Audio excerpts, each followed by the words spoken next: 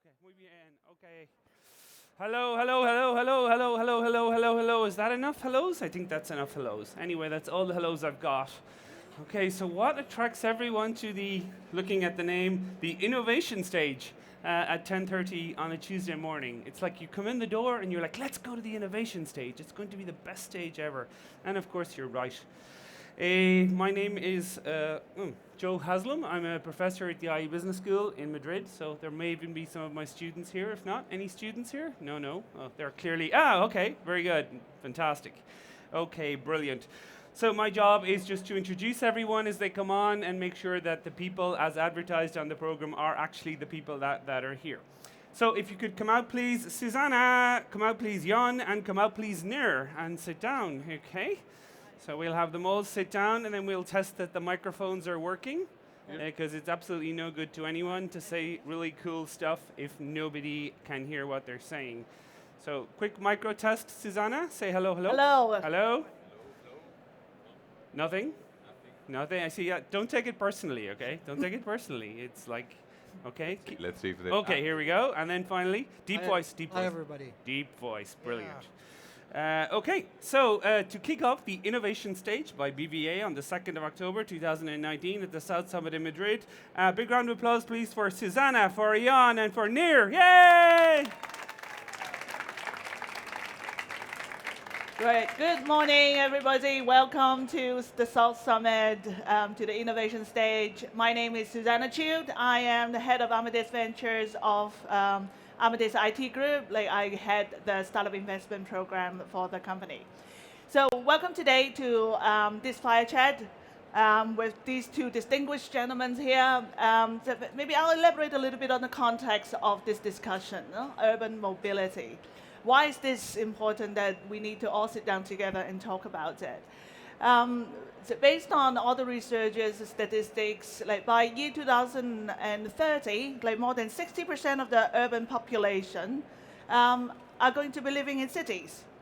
And that more than 2 billion people are expected to enter into middle class, and a lot of them would like to or want to have cars. And car ownership is expected to increase from the current 1.2 billion to double in year 2030. And expectedly, the congestions that is going to be caused as a result is expected to bring 2 to 4% of impact, negative impact to worldwide GDP. And not to mention about the negative consequences of pollution, etc. as a result. So overall, it's a big challenge for the cities that we are living in today. And we have these two gentlemen here who are working diligently on solving the challenge of urban mobility. Let me introduce them once again for you. So over here, Jan Cuevas Mons, CEO of Wando Ferrovial, and Neil Eres, CEO of MoveIt. Thank you very much for joining me today on this panel. Maybe I'll start with Jan. Just a quick introduction. Jan is a serial entrepreneur, business designer, and also an architect. Previously, he worked with BBVA. He successfully launched the digital insurance business Muno. And before that, he was the founder CEO of Think Big Factory, a tech company that creates products and services for Internet of Things that he has successfully exited. So thank you, Jan. I understand that today is a very exciting day for you. Today is the launch date of the co-developed new app, Wando and MoveIt. Would you please share with us a little bit more about this new initiative? Of course. Good morning. It doesn't work. I think I have to use this. So good morning, everyone. So today is really a very important day for us because we are launching with MoveIt a new app. Basically, if you know, MoveIt is #1 public transportation app in the world. And now, thanks to Wando, our company, thanks to that, now you can have new mobility services available, such as car sharing, moto sharing, e-scooters, and soon we'll have also taxis. So everything, all transportation services available in an app. So that's really important for us. And today it's launching in Madrid. And during the next 6 months, we'll launch in the main cities in Spain and Portugal. So today it's a really important day for us. Excellent. Thanks, John. Let's turn to Neil, also a serial entrepreneur, having founded Action-Base, Optimal Plus, and Eron before starting Move It in 2011. Welcome. Can you tell us a little bit more about Move It, how you began, how you evolved, and the major progress and milestones that you have gone through so far? Yeah, so as you said, Move It started about 7 years ago. And as of today, we're the leading mobility as a service company that provides a lot of information about mobility in towns. But we initially started as a public transit app and evolved into providing all type of mobilities in the cities. When we started, only 15% of the cities around the world had transit data. Today, Move It have more than 550 million users around the world. We operate in more than 3,000 cities in 92 countries.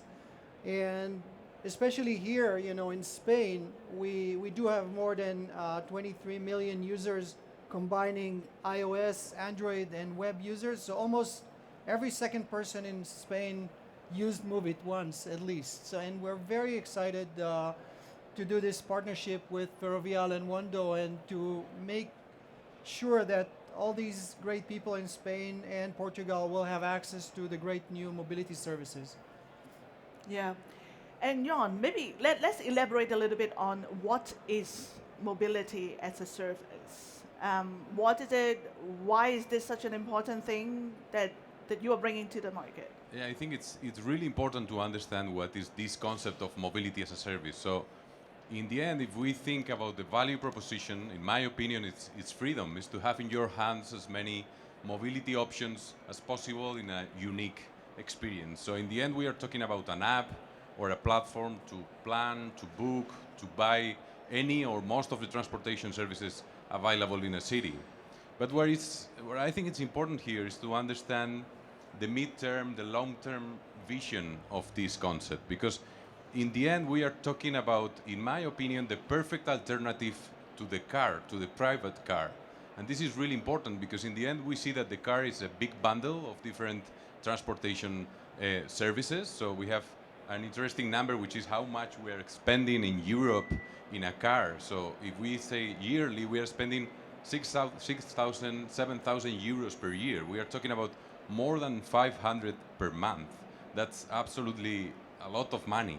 So we believe that with the new transportation services available right now, we can create small bundles, personalized bundles that are going to be cheaper. So that's for sure. And there is another interesting number. It's 80% of the trips in a private car are less than 10-mile trips. So we can cover that with many of the services that we have available. So I think it's interesting to see like real examples. So to give you a real example, a couple of months ago, I decided to call myself to the heaviest users of our current platform, Wondo.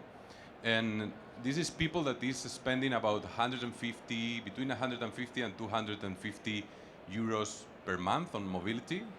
And I met Marcos. It's an economist. He works in the city center in ZLM, and he lives in Pozuelo. Pozuelo, it's about 17 kilometers from city center. He takes all the days public transportation to go to the city center to work, and after he uses car sharing to go back to his home. And in the weekends, he uses motor sharing. So after using Wondo for 3 months, he's deciding to sell his own car. So that was the amazing thing. It's like he's already doing that, and we are seeing that someone is doing that. So I believe it's going to be important for him because he's going to save money, absolutely. But there is also an important implication in terms of sustainability. We are talking about that all these vehicles, all these services are electric. So we are reducing the emissions a lot, and he's going to help doing that. So for us, I know it's a small percentage. I'm talking about one person, but it's a huge step for Wondo because in the end, we are helping people to move in that direction. So I think that's the important part around the concept. Great. Is that we are all convinced that mobility as a service for like end user, for commuters, like it's a great value and the most efficient way of moving around the city. For Amadeus, we are a travel company, and so from the perspective of a traveler, it is even more relevant when you are in a foreign city where you have no idea how to navigate through the local ticketing systems or not having the local currency to be able to really navigate this type of mobility service. And so maybe come back to like mobility as a service being a business. Public transport and micro mobility, like these are services that are notoriously difficult like to make as a business because the ticket size, the price per ticket is relatively low. And so from your perspective and your experience, so how are you seeing like building your corresponding business as a sustainable business model, like in that So space? maybe the specific ride is a small amount or micro transaction, but if you think about our monthly behavior, as Jon mentioned, I mean, people are starting to shift from car ownership to start purchasing a ride. When you start purchasing a ride, either per mile or per type of vehicle, then you can offer people almost like a monthly package where the transaction becomes, I don't know, 300 euros a month, where you can use a lot of different mobility aspects. And it is a combination of convenient and saving money. Jan was talking a lot about saving money, but I just want to let you know that the highest friction now is connecting the multimodality. How do you connect between switching your scooter to a train or a subway and then back to a bicycle? When these things are going to be frictionless, means payment will be in one location and connectivity about the multimodality, then we can shift way more people to have a more streamlined ride rather than even considering to own a car. I completely agree. I think that the interesting thing here in the midterm is to create subscriptions, to have this opportunity of paying an amount of money per month and have all the transportation available in the same experience, because in the end it's true that customer experience is key, but if we build that model around that, I think that's a huge opportunity. Yeah. And what do you believe should be the role of the regulator or public agency in this context? So first, I think that nobody can avoid the regulators. The regulators actually controls the pricing of the public transit, and they are investing in the infrastructure. So regulators should be very much involved, mainly in planning and building the infrastructure, but also I think the regulators should allow a standard way to connect and pay for different types of mobility, and let the free market leverage these platforms and make this available and smooth and clear to the public. I think regulators are very important in this sector, because in the end, I think that they need to own the vision of what is happening, but they don't have to be in the field. I think that they need to collaborate with private companies to create the services, but they need to own the vision and regulate accordingly. So here I think there is this important debate around the change of paradigm in this industry. Like if this is going to be more a platform economy thing with one or two dominant players that are going to take everything, or it's going to be an API economy approach where there are going to be many different companies, because we will have also different local governments, different regulation. But if the regulators decide to create or to force operators to open their data and create open APIs, this is going to be a completely different industry. I think that's interesting to understand. I've been like many years working on banking industry, and this is what happened in banks. So we have a regulation from Europe, it's called PSD2, and it's forcing all the banks to open their data. And once this happened, it was really different. The fintech startup ecosystem changes a lot. So the value chain is sliced, and there are many parts of this value chain that are very important. It's not only the user part, so the APIs, the technology, there are many companies that are important here. So I think there are going to be more companies, more competition, and more options for the users in the end. Maybe in one sentence, mobility or the freedom of movement is a human right. And the regulators must insist that this will be affordable and possible, but not necessarily they need to do it by themselves. Interesting and very insightful. Maybe a question for you, Jan. Ferrovial, like we know Ferrovial as a constructor and an infrastructure company. Why is Ferrovial interested in mobility? I think it's very easy to explain. So Ferrovial is a global infrastructure operator. So it's specialized on toll roads, airports, and they have an amazing track record of adding value through technology to that infrastructure. And this infrastructure, if we see airports, toll roads, are transportation infrastructures. So there is millions or billions of events that are created in these infrastructures every month. So it's a huge amount of data and knowledge that can be leveraged to create new digital businesses on top of that. And I think that the ambition of Ferrovial is that. They think that there is a huge opportunity there. And we have Wondo and other startups that are building inside Ferrovial that are adding new capabilities in terms of customer experience, technology, data, entrepreneurship, and new methodologies to build these new digital products and services. So I really believe that Ferrovial is going to look very different after the next 5 years. And one of the main drivers is going to be mobility. Excellent. So taking that global perspective, no? So the understanding that like for the Wondo Move It joint project to start with, we're talking about Spain and Portugal.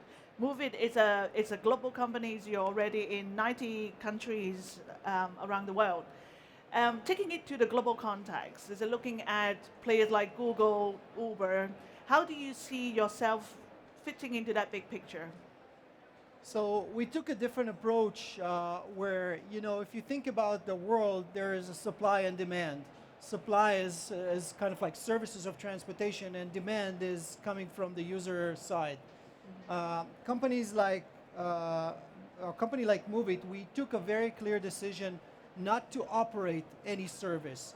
So the way we look at it, we are actually partnering with Ferrovial Wondo to integrate their amazing mobility services into Moveit platform, which already have millions of people locally, and we can allow local companies with great services to make their services available for already existing large amount of users, the demand side. So the way we see ourselves is that we provide a huge demand where we partner with great companies that can create the supply, and by doing that, we can actually match these demand and supply marketplace. Excellent. I think in that sense, I think it's interesting to see the size of this industry. Is that we are in a huge sized industry, so it's everywhere. There are many different local governments, and I think it's related to the thing I said before about the change of paradigm. So I think that here there are many opportunities for different companies because there are going to be many different approaches in different countries, different cities. We have local governments. We have many challenges to face here. So it's going to be, let's say, a very important challenge for us to start going to other countries and to start seeing other opportunities. Great. I think we are all very excited that as of now, we are already having the options of micro mobility services at our fingertips. Moving towards a little bit to the future, how do you see urban mobility transformed like in the next 5, 8, 10 years? So I'm sure some of you know that our the last company that invested in Moveit was Intel through Mobileye, which is an autonomous vehicle company, maybe the world leader autonomous vehicle. We definitely believe that autonomous vehicles in different form factors will start to play a role in the services provided. Means that Wondo will be able to provide some of the services or shuttle services through autonomous vehicles. So people will still have to move and use mobility in the same way, but the type of mobility will start to change as we'll see more electrical, connected, autonomous type of services getting into the picture. And I believe that in the next 5 years, we'll see more and more pilots that will transform into commercial services using these technologies, and that will change dramatically not just the way we move, but also the cost of mobility. I think it's interesting to analyze the demand, how it's going to look like in 10 years. So I think there are probably two hypotheses that are important. One is the autonomous car that I believe that is going to be in the streets in 2030 probably. And the second hypothesis is that the demand of transportation it's going up because there is going to be more population, more dense cities. So we will have these two things. So I believe that if we analyze right now the demand worldwide, it's more or less like this. So we have 5% is about walking and bicycles, 40% is trains, 20% is buses. There is after like a 3% is new mobility on demand services. And after we have private car, which is the rest. So it's about 30% is private car. So I believe that this private car is going to move down to 5 to 10% in 10 years. So I believe that this can happen because these new mobility on-demand services are going to go up, thanks also to autonomous vehicles that probably are going to be a big percentage of that mobility on-demand services, including shuttles, like autonomous shuttles, including robotaxis. So this is going to take a big percentage of this part of the mobility on-demand service. So I believe that buses, for example, the buses that we know today, I don't think they're going to exist in that way. They're going to be flexible routes, completely autonomous vehicles, completely electric.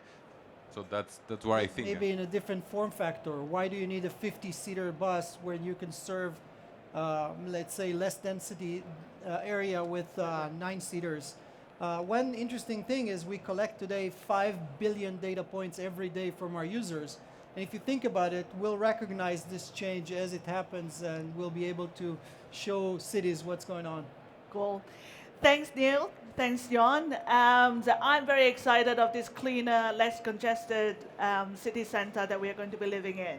And John, before we go, you have something to tell our audience today. There was something important just to make.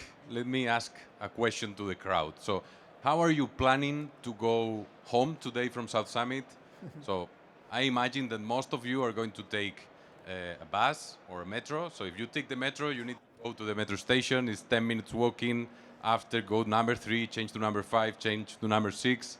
Another 5 minutes, and you will get to the city center. It's about 45, 50 minutes. Second option, take a taxi. If you take a taxi, today South Summit is crowded. If you go to take a taxi, it will take like 15 minutes walking, waiting to the taxi. So you will need to wait like 15 minutes, another 15 minutes to go to the city center, and 20 euros. So it's very expensive.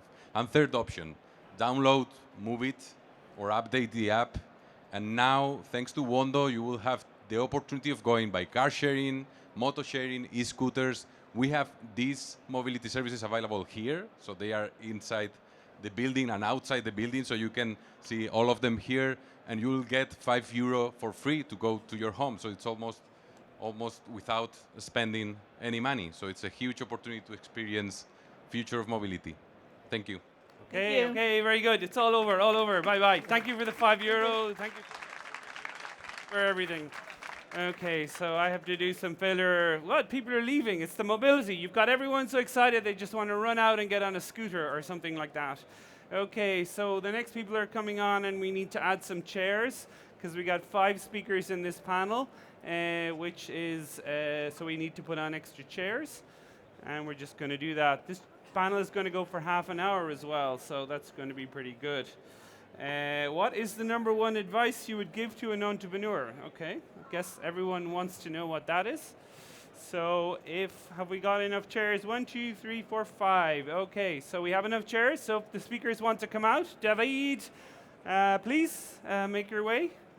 So we're just having the, whoops, there you go. Sit down. Take any seat you want. Juliette, bienvenue. Roger, who's just jet lagged. And finally, Richard. Okay. I am. So, very good. Okay. Telltale signs. Telltale signs. So, we always start with the microphone check. David. Hello, please. good morning. Okay. Yeah. Okay, very good. Working, microphone check. Working. Com check. Okay. Test 1, 2, 3. Nothing. Hello, hello. Nothing hello. coming, nothing coming. We're trying, we're working. There we go. Okay, brilliant. Roger? 1, 2, 3. Okay. 1, 2, 3. Could everyone kind of sit down and get ready, okay, please? So that's you with the top. Is that a t-shirt? Okay, really good. Yeah, okay. I know everyone wants to sit in the middle, but if we just get everyone to sit down, okay. So, okay, oh, don't worry about it. That's all fine. Okay, and Richard, your microphone is working as well. Yeah. Okay. Yeah. And did you say Paul Hayes was here somewhere? Paul I is- think? Paul Where is is he? here. Okay, fine, this man. I learned everything I know from this man, which is like, Nothing. it's either a very good thing or a nothing. Okay, fantastic. Okay, well, now I'm just going to go away and leave you in the capable hands of Richard. Round of applause, please, for Richard. Come on, all of you. Thank you very much.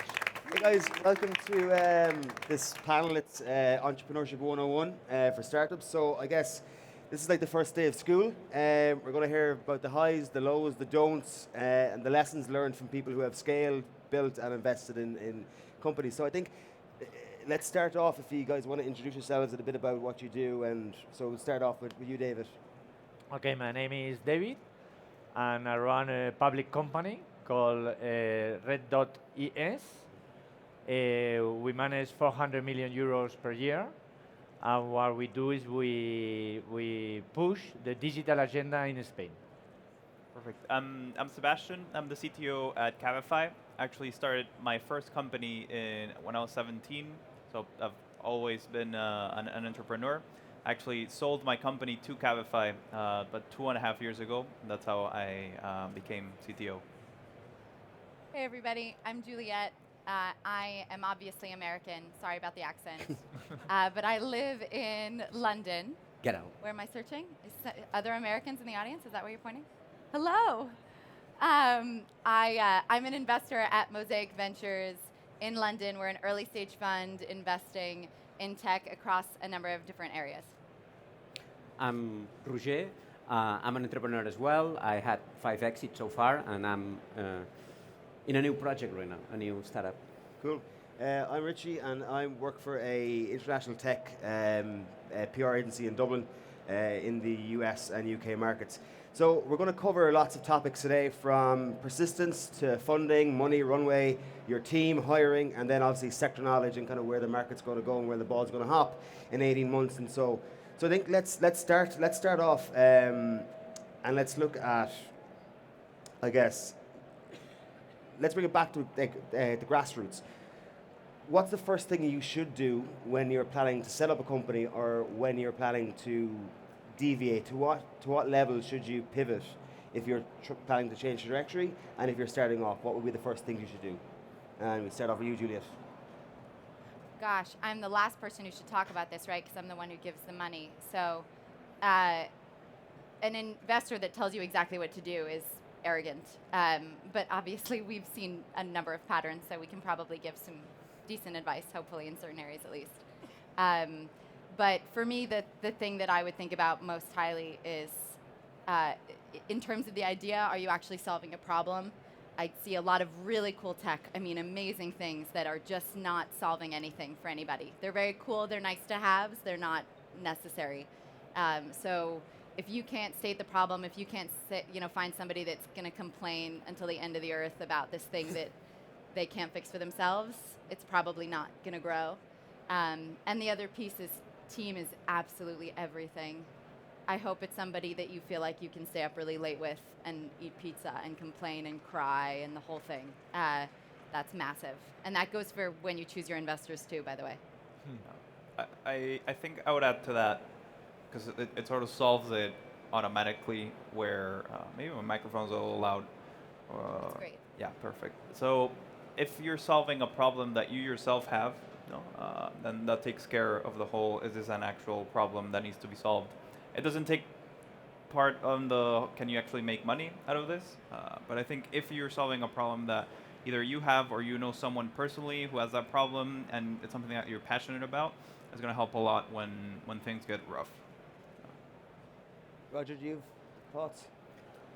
Well, when they asked me to come into this panel and what's the first advice that you would give to an entrepreneur, is don't follow my advices, okay? None of them. But if any, I would say plan for success. Because how many entrepreneurs do we have here? Please raise your hand. Okay, good enough. Please talk to your CPA or your accountant and plan for success. What if your company makes money, you sell it, how much you're gonna make? How much taxes are you gonna pay? Plan for success. Because when you, so success arrives. It, right now seems really far and improbable, but it happens. When happens, what? It's too late to fix the mess that has been created. And companies are always optimized for their finances. VCs pay little taxes. Longer Entrep- conversation. Yeah. Entrepreneurs pay a lot of taxes, usually because they do something wrong at the very beginning when they set up their own personal finance, and nobody's helping them because it's too late already. So please plan for success. Do you think governments have a role to play in giving tax benefits to startups, and are they doing enough? David, do you think? Well, I would like to answer the first question you made. Which advice you will give to any entrepreneur? Because I think I have a very good one, so Yeah, please. I want to share it. The first thing, don't do it, okay? No. I think the first thing is never stop believing in yourself, but never fall in love with your idea. Fall in love with your problem. Because sometimes things become so tough. I've been an entrepreneur myself. And you start thinking your idea is so good, you lose touch with reality, okay? So never stop believing in yourself. Don't listen to anybody else, but never fall in love with your idea, please. Fall in love with your problem. And I think the government, because I could represent the public administration in this panel, I would say we need to work to make things easier for entrepreneurs, to build up an ecosystem where entrepreneurs can concentrate in building their projects and planning, but not spending more time planning than building, okay? And I think taxes is true, is an issue in Spain, and it's things we have to improve, yes.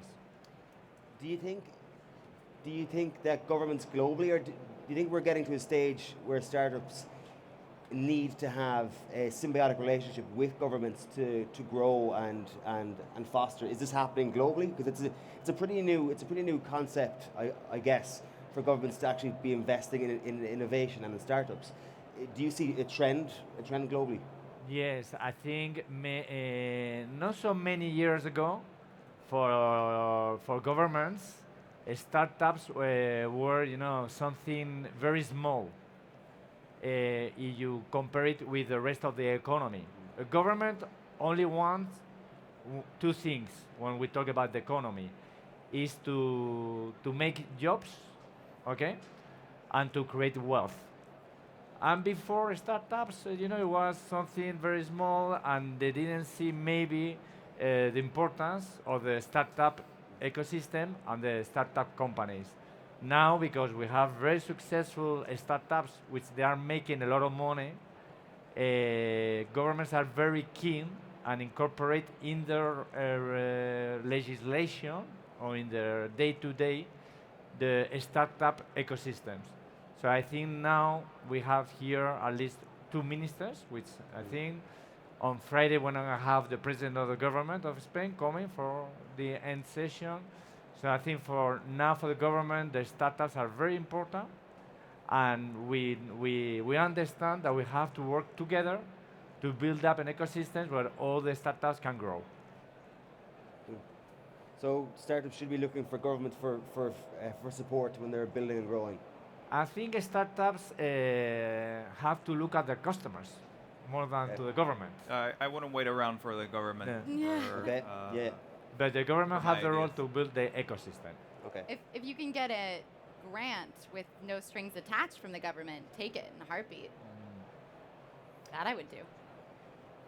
So speaking of money, then let's move on to, I suppose it's a hot question, is when should you raise, should you raise, should you raise at all, what should you give away? So I suppose, do you want to take us through a VC's side of the startup scene? Yeah, I mean, it's the biggest thing about raising money. I mean, there's so many different pieces of advice I'd give, and I'd probably give a different piece of advice depending on the space that you're in or how much you're raising. But you're definitely going to have questions. Through your network, I'm sure you know investors. Talk to them about your raise. There are no stupid questions. You can even ask the investor you might be taking money from. You know, ask them what an appropriate ESOP looks like. Ask them if you don't understand the implications of a certain term. You don't have to go in there and pretend like you completely understand everything that's happening. I mean, there's no reason for things to be fudged. And if an investor sits across from you and tries to, push something under the table, that's probably a good sign they're not someone you want to work with. So I would definitely say allow it to be a conversation. And the other thing is just protect your cap table, please. We invested Series A, and we meet a lot of companies who've obviously already raised maybe a pre-seed round or a seed round. And if you give too much away too soon, the reason why that's tough for us isn't so much because another investor has 40% or 50%, it's because you don't have enough. And we can't invest in founders that don't have enough skin in the game and that don't have a big enough ESOP where you can go and hire phenomenal people who are going to want equity because they're probably going to take a lower salary. So protect your cap table, I can't say it enough, and have conversations with your investors. I would say, because the question was also like, when is the right time or the right at all. amount? Yeah, that's what I was going to say. Like, the longer you can go without raising money, you're probably going to be in a... I mean, it varies by region, but we're being very general. Depends on what you're doing. So I would try to hold it off as long as possible. Before, you needed to buy servers, and it was very complicated to actually get a startup running. Now with cloud computing and sort of like all the different free resources available, I think you get very far with just your credit card and some initial users. So if you go to investors once you can show some traction, some signs of product market fit, raising money is also going to be a lot easier, no? If you need it at all. Roger? I second everything that they said. I'm torn. Torn? Yeah, I'm always torn.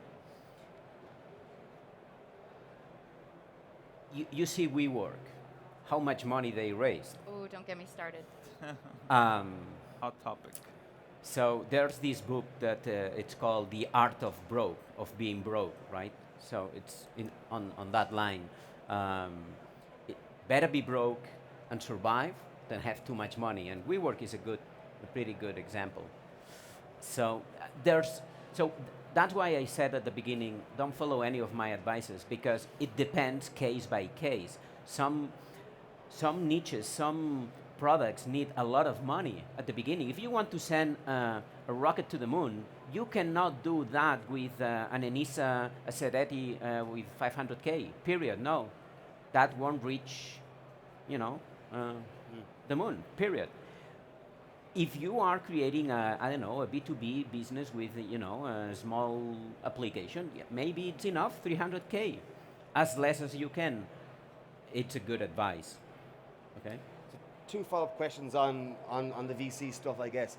For anyone here who's looking to raise, what should you be giving away early on in the game? Ballpark, so give people a guide. I would say, and this is Europe, because in the US it's a little nutty right now, and I wouldn't use that as an example, and that's a longer conversation. I would say most seed investors want around 20%, most Series A investors want around 15%, and everything after that has to do with your growth and your valuation. And if it's a phenomenal company, investors will take what they can get. So that's ballpark what you're going to see. Yeah. If a seed investor asks for 40%, push on that, please.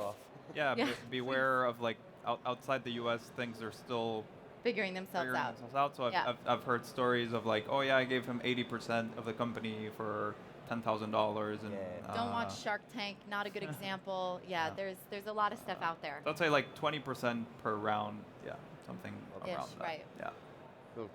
And then before we move on to a different topic, the relationship between investors and founders, you know, people have this opinion that, or maybe it's me or maybe it's old, that investors are these big baddies, but they're actually in theory not, right? Some And how might important be. is the relationship? I mean, did you guys have good relationships with your investors? I had great relations with our investors. I mean, we had a pretty good run. Yeah. So I guess it can get harder if it goes down the drain. Hopefully, a good investor will actually know that that can happen, right? Yeah. And that things can fail and that they're making a bet. Again, I would say be careful outside the US, maybe Europe. I don't know where you are all from, but Latin America. I have seen some crazy stuff happening where the company goes under and they try to sue the founders Aye. and whatnot. So Yeah, I mean, the thing that I often hear, I know you're laughing, it sounds terrible though, wow. is investors make their returns on their winners and their reputation on their losers. That's a good So, one, yeah. I mean, we spend a ton of time. I spend more of my time helping the companies that are struggling than I do the companies that are doing well. Those I like wave and smile as they go off right into the sunset.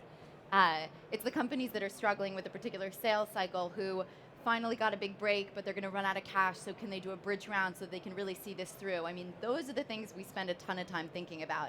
Yeah. We're not sitting around congratulating ourselves and like having breakfast spreads with our most successful founders. That's just not how it works. I think you can be pretty safe when you meet an investor. Ask them for introductions with companies that failed. Yes, definitely. Or reach then- out to them yourself if Yeah. they don't offer them. Yeah, and talk to the founder, say like what happened in the end. I mean, everyone knows like failure is the Inevitable. most likely scenario here. No, so talking to those founders and understanding what happened with their investors, I think is very valuable. I would like to say that at the beginning, when you set up the startup, you have to be very careful how much capital you give away from your startup, and which is gonna be the relationship we are gonna have with the early investors, because sometimes they're family, friends, or fools. But anyway, sometimes they want to have an opinion the way you run the company. And this is for me, when I was an entrepreneur, I think one of my problems was to try to keep happy the investors. Sure. Well, this is something people don't talk about that often. When you meet investors and you tell them what your vision is and what your strategy is and what you want to do, they'll obviously give you their own opinion. But at the end of the day, you should work with people who share mostly the same vision, because if they love your idea and they think you should go this way and you want to go that way, it's not going to work out, even if they love the idea and they love you. So you do need to work with people who share your strategy, who think, or at least if they give you feedback, well, could you try this with your go-to-market? Maybe they're right, maybe you do that instead, but you should be aligned when you take someone's money about what you're going to go and do with it. On giving and taking, one of the, I suppose, the biggest aspects of growing a startup is your team. How important is your team? I think for sure it's like the most important thing. I would say, like even like you can give your opinion, but even more important than the idea, maybe even the market, because in my view, I'm mainly an entrepreneur, but I obviously invest a little in companies as well. So what I look for is, okay, is this a team that will eventually figure it out? No, because maybe the idea that you start with or the market where you start is not where you're going to end up. So at the end of the day, the founding team and then sort of like the broader team. I think a lot of people like partner up with a co-founder a little too easily. You read sometimes in the news, oh yeah, they started the company and they sold it 2 years later. That's like the exception. If anything, it'll take like a decade of work. So it's almost like a marriage, right? And you're not going to marry someone after you met them for a couple of drinks. Yeah. It happens, and sometimes there's success, but it's not the Did the that rule. happen to you? Is that why you're laughing? So my parents got married very early, yeah. But they're divorced now, so. Okay. Also didn't work out. Lessons learned in Yeah. relationships. Yeah, about talking about teams, when you set up a startup, I think it's more than everything an emotional journey. It's like getting married. Yeah. So sometimes you think it's a product, it's a service, it's money, but I think it's an emotional journey. And the people you're going to share that journey, because you're going to have ups and downs, and you're going to have times where you don't know where you go, what you are trying to do or to achieve. You need an ecosystem, an emotional ecosystem where everybody believes in you and follow you, but you incorporate everybody in every decision you take into the company. You know, you have to balance both things, no? And at the end of the day, I think for investors, more important than the idea, because at the beginning of the journey, well, okay, you start here, but you're going to end up in a very different place. The team is the most important thing. You know, is this team is going to take the boat across the sea, and they're going to reach the port. And what about leadership? How important is it to be a good leader, and what qualities do you think a good leader needs to have if you're hiring, for example, or if you're moving a company, moving direction? I think leaders look a lot of different ways.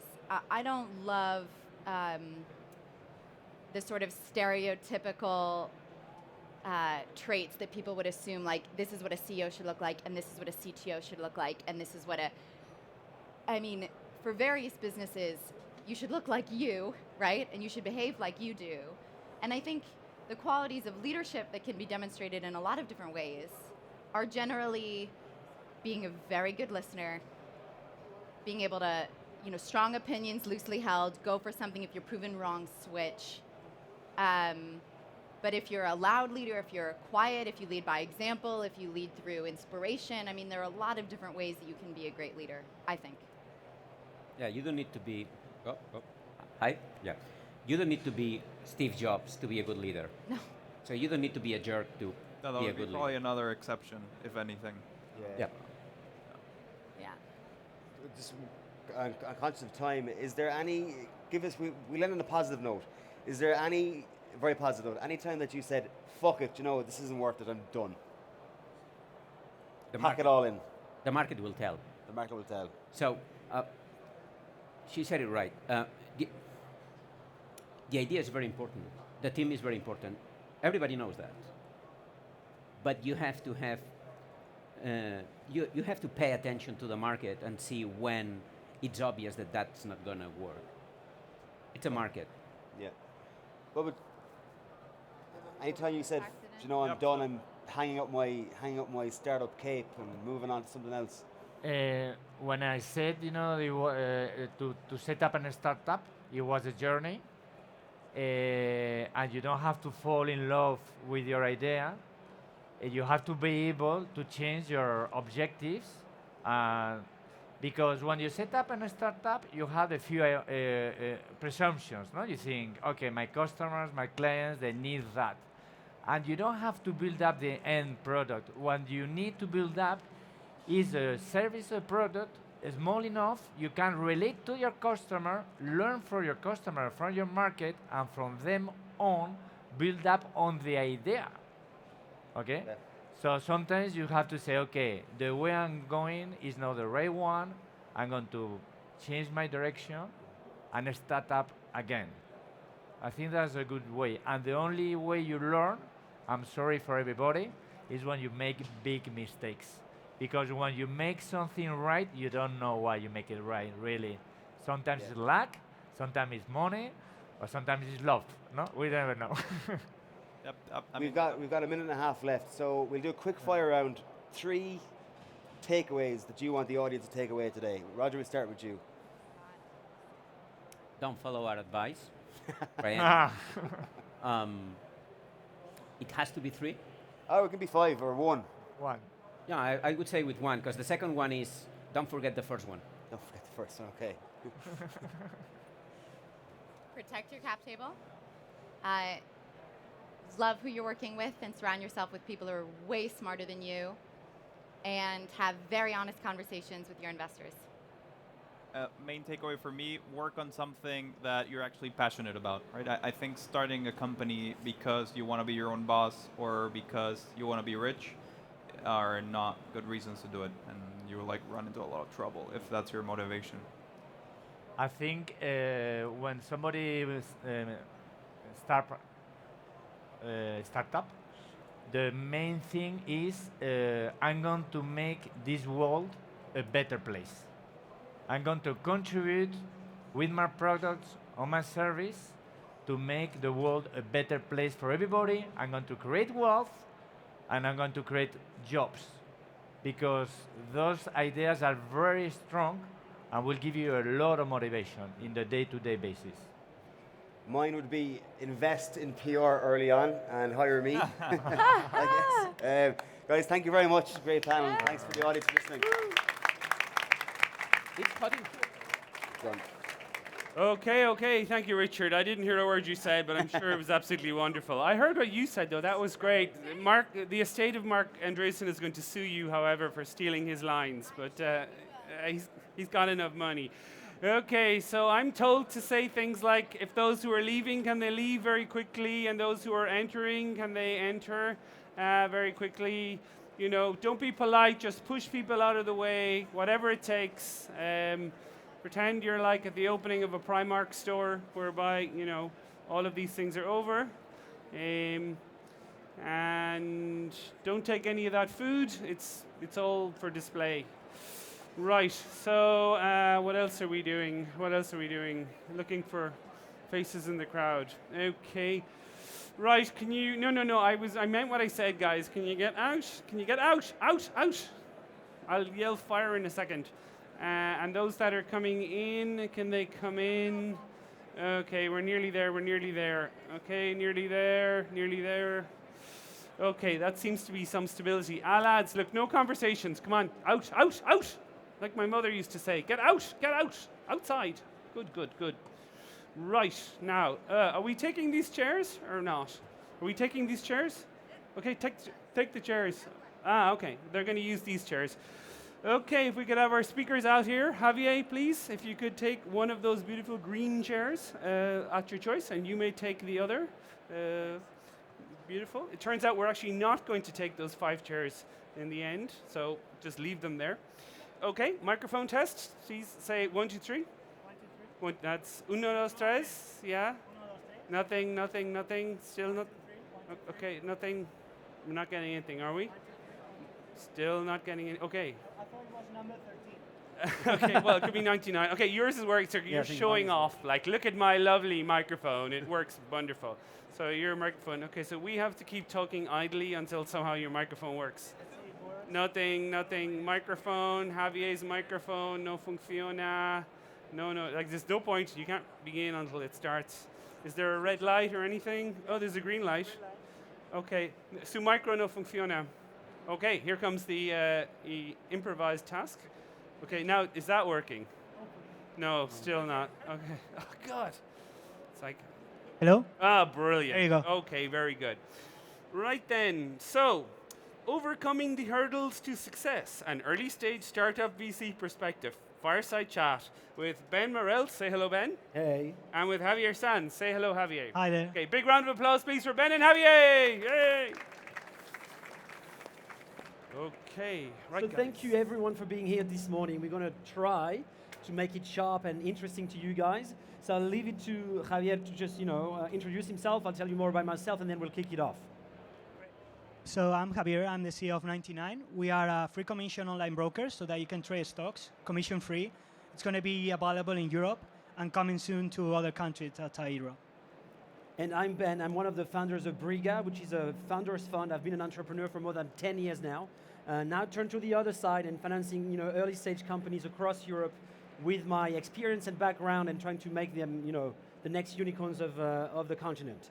Just in a quick chat, when you launch a company, early days, there are 2 major resources you fight for. One is funding. The other one is talent, because obviously if you want to build an amazing company and attract clients ultimately to pay for it, that's what you require. So funding is complicated and you need to get to certain stages and understand the differences between business angels and VCs, and even in the VC space, there's a lot of different stereotypes, like you have the very early stage people who are able to sign checks on pre-revenue projects, and then you have the sort of people who are a bit bigger and do sort of later stage stuff. The very American way of looking at it is like, seed, Series A, Series B, Series C, Series D. It's just a matter of counting the different rounds, right? And it's interesting because usually, at the very beginning, you don't have much. It's that you and your team members, maybe your co-founders, trying to get money to launch something. And usually people you get to is, business angels, because, these people usually invest their own money, they make their own decisions, they don't have investment committee, and they can sign checks on pretty much anything, whether it's a pizza chain or a fintech company like Javier's, right? On the other end of the spectrum, when you try to convince VC, well, they're professionals, so they do that on a day-to-day job, and they have someone else's money. They usually put a lot of theirs, and I can tell I put a lot of mine and my partners in the fund, but it's still a bit of more of a different process, and therefore usually comes at a point where you have a bit more traction. So that's usually the sort of difference, although you sometimes see business angel participating into VC rounds and vice versa. You have some VC funds that do very early stage stuff, pre-seed as we call it, and we are one of them. We are one of them as we invest pre-revenue, pre-launch, and that's what we did with 99 and Javier. So Javier, if you want to give the crowd an idea of how the funding worked for you guys. Well, so in terms of our funding, we've raised so far as a seed 4 million. So raising 4 million at a seed, it's pretty complicated. So it's impossible to go to a fund, to go to Briga and ask them for 4 million if you have nothing. So the way that I like to structure the round is normally it takes around 6 months to raise a round, no matter in what stage you are. And I like to focus for the first 4 months on what the fund is looking for. So if I'm raising now a 15 million Series A, what I start to think about in my head is what is the fund want to see at this stage. So they are going to look for a health communication. They are going to look for those KPIs. So I spend the first 4 months focusing on those KPIs, and when I have the metrics, the stuff that the fund is looking for in the terms of the seed was that I have the broker dealer license, I have the people in place. Once I have everything, then I go to the fund and ask them for the money. But if you go on this right race when you start raising money with nothing, just with a PowerPoint, that's an impossible view of doing things. So just first focus for the first 3-4 months on getting stuff done, and then show the metrics, because you're going to raise way more money, and you're going to raise it at a way more money valuation, which is going to attract more people to your company, and it's going to be better for you. And what do you think about, very early days? Obviously, you don't have much, at the beginning. It's just you and maybe some team members. How do you attract your first business angel? Well, so there's going to be a lot of no's down the line, but you just need to convince one people. So this is a saying that I have, which is, if you shoot to the stars, you get to the moon. So, for example, I tried to convince the head of Banco Santander in LATAM, who was my first lead investor, and by bringing him on board, it was pretty easy to raise the 4 millions because he tracked a lot of people. So it's a lot about bringing confidence to the table, try to attract someone who trusts in you, and then he will bring on board a lot of business angels and funds who have not trusted you at the beginning because you don't have this big name, and also through the process is going to help you. So try to bring someone who brings value to the table, not only on the funding side, but on getting the connection, and someone who is related to your sector. And maybe to get into the details, so technically, how do you do? Like, how do you get in touch with people? How do you connect? You do introductions. How do you convince that first person? How's the trick? Well, I think that the trick is a lot of all-nighters, working really hard, bringing great partners to the table, great employees, with partners that are going to work with you, and then you happen to start talking to people, go to these kind of events, at least when you are at the beginning of your startup stage. Try talking to everyone that you can, and then finally you see that the dots start to connect, and then finally you somehow, in a matter of 2 weeks, see that everything the dots start to connect, and you raise 4 million or something like that in a matter of 2 weeks. But it's a lot of hard work and a lot of pains, a lot of no's at the beginning.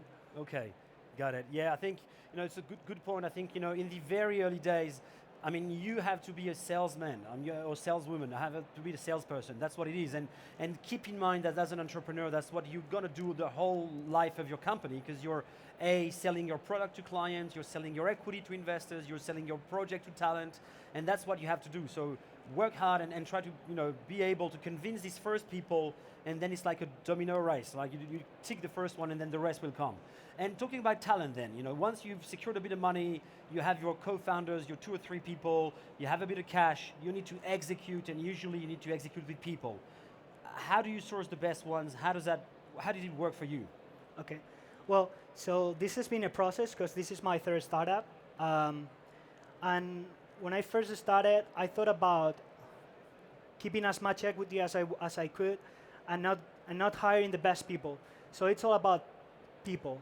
So for example, we are a broker which haven't even go live, and we are bringing on board the head of communications of Netflix, who's coming to join us, and with only 4 million in the bank.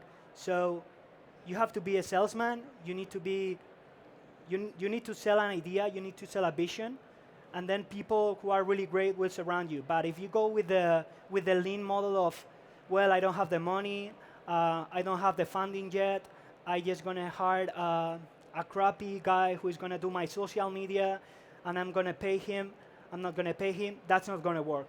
So if you want to build a really big business, it's about shooting to the stars, talking to the best as you could. You need to talk to 100 or 300 people to bring just one on board. And it's just about being a salesman and being persistent, and no's are just no's. You just need to find a yes. Yeah, I think it's a good point. I think ultimately it's obviously a numbers game. So it's a numbers game with business angels, it's a numbers game with VCs, and it's a numbers game with talent. You just have to be organized, and it's a pure process. You need to know exactly what you're looking for, what the person in front of you is looking for, sort of try to nail down that sort of funnel into what's my next stage with these people, whether it's funding or recruiting, but get to the point of getting the best talent, because ultimately, especially nowadays, if you look at tech compared to what it was a few years ago you had a lot of assets in terms of being, buying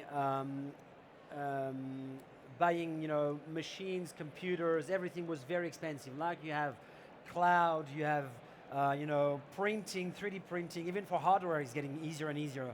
So the one piece of asset and talent you recruit at the beginning is definitely the people surrounding you, and they have to be the best. So I usually ask to a lot of founders, is your CTO, who was your friend at school when you were 5, the best person to execute the project, or is it just your friend? Which is fair enough, but is it the best outcome if you want to play the VC game? Because once again, that's one of the big things you need to keep in mind. I think the VC game is one game. It's not the only one. I know raising money has been very fashionable lately, and a lot of people are around. Well, it's great, it's cool. I've raised 5, I've raised 10, I've raised 20, 50, 100.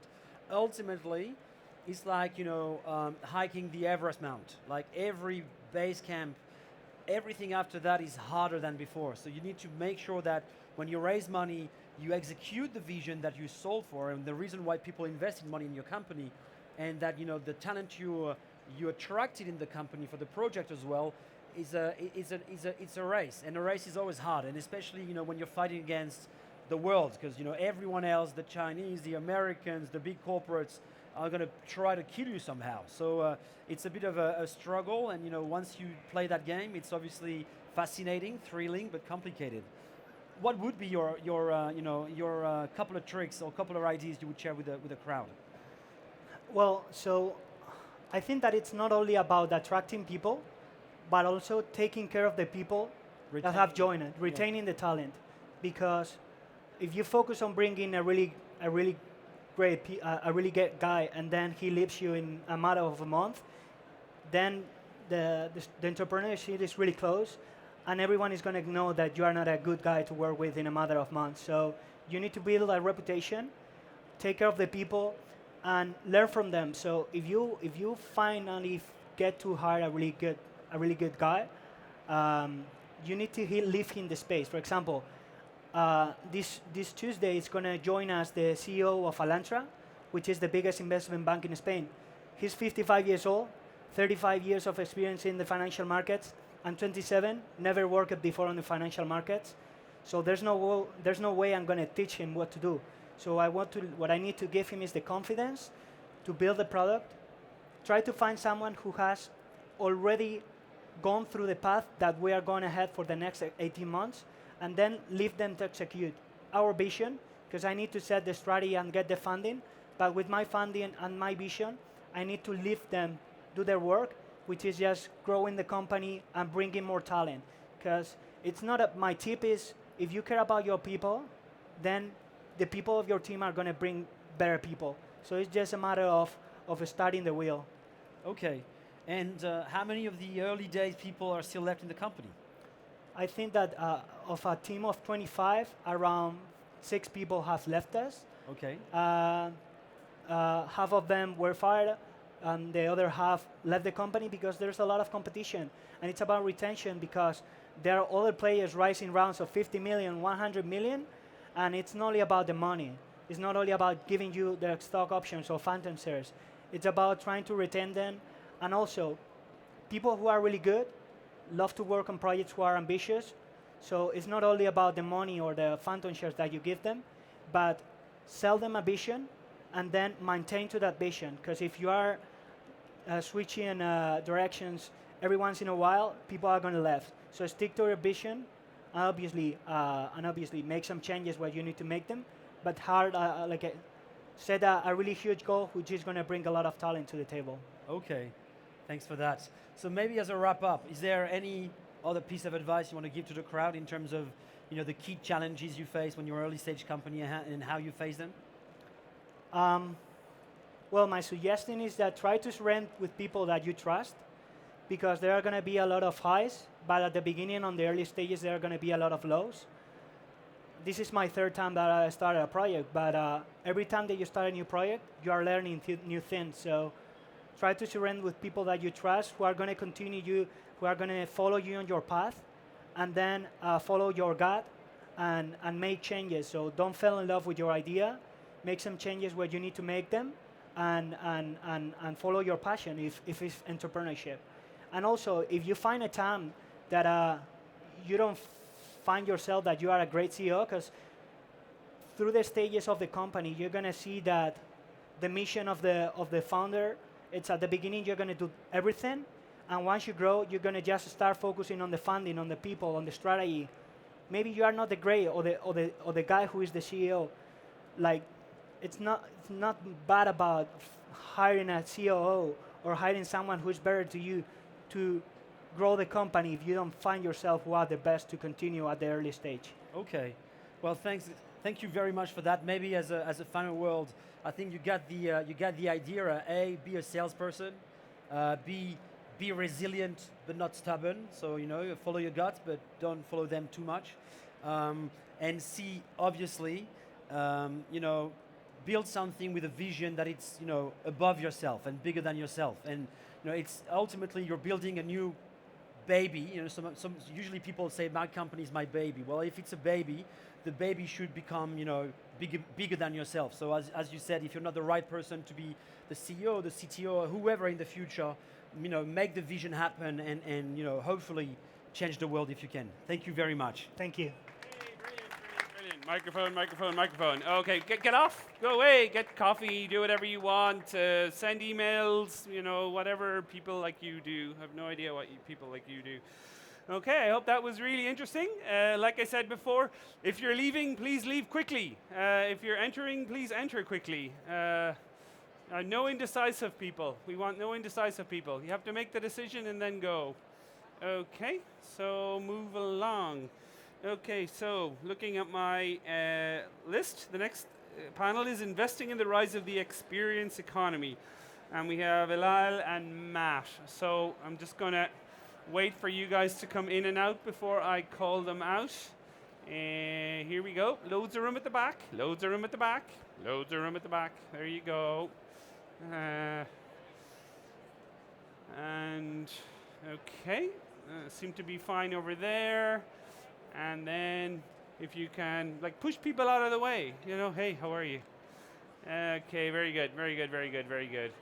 Okay, I think we have everyone seated down. So Elal and Matt, if you could come out, please, and take your seats. You can have that one as the host, and you can have this one as the victim. And so we do the microphone test. If you could just speak into your microphone. Hello, hello. Hello, hello. Okay, you worked. Brilliant. And now you can. Hello? Hi. Just hi. That's it. No hello, hello. I asked you for a hello, hello, and all you can give me is like, it's like I'm not paying you by the word. Anyway, right. So apparently you guys know all about the experience economy. Is that true? I guess we're gonna. Okay, we're gonna find out in a second. Okay, so you see that blue screen up there? That has 15 digits. So we put that up, and I think we're ready to go. Are we ready to go? Are we ready to go? Let me hear a yes. Yeah, get off your phones. Get off your phones, will you? Yeah, listen to what these guys are going to say. Okay, so the Investigating the Rise of the Experience Economy Fireside Chat with DL and Matt. Please, round of applause. Thank you very much. Go! So hi everyone, Okay, wow. Thank you very much for having us. We'll do quick intros and we'll jump straight in. I'm Eyal Malinger. I'm an investment director at Berengia. Berengia is a UK and US based VC fund. In the UK we manage £270 million. We invest typically Series A, B, C, check sizes of 3 to 7 million pounds.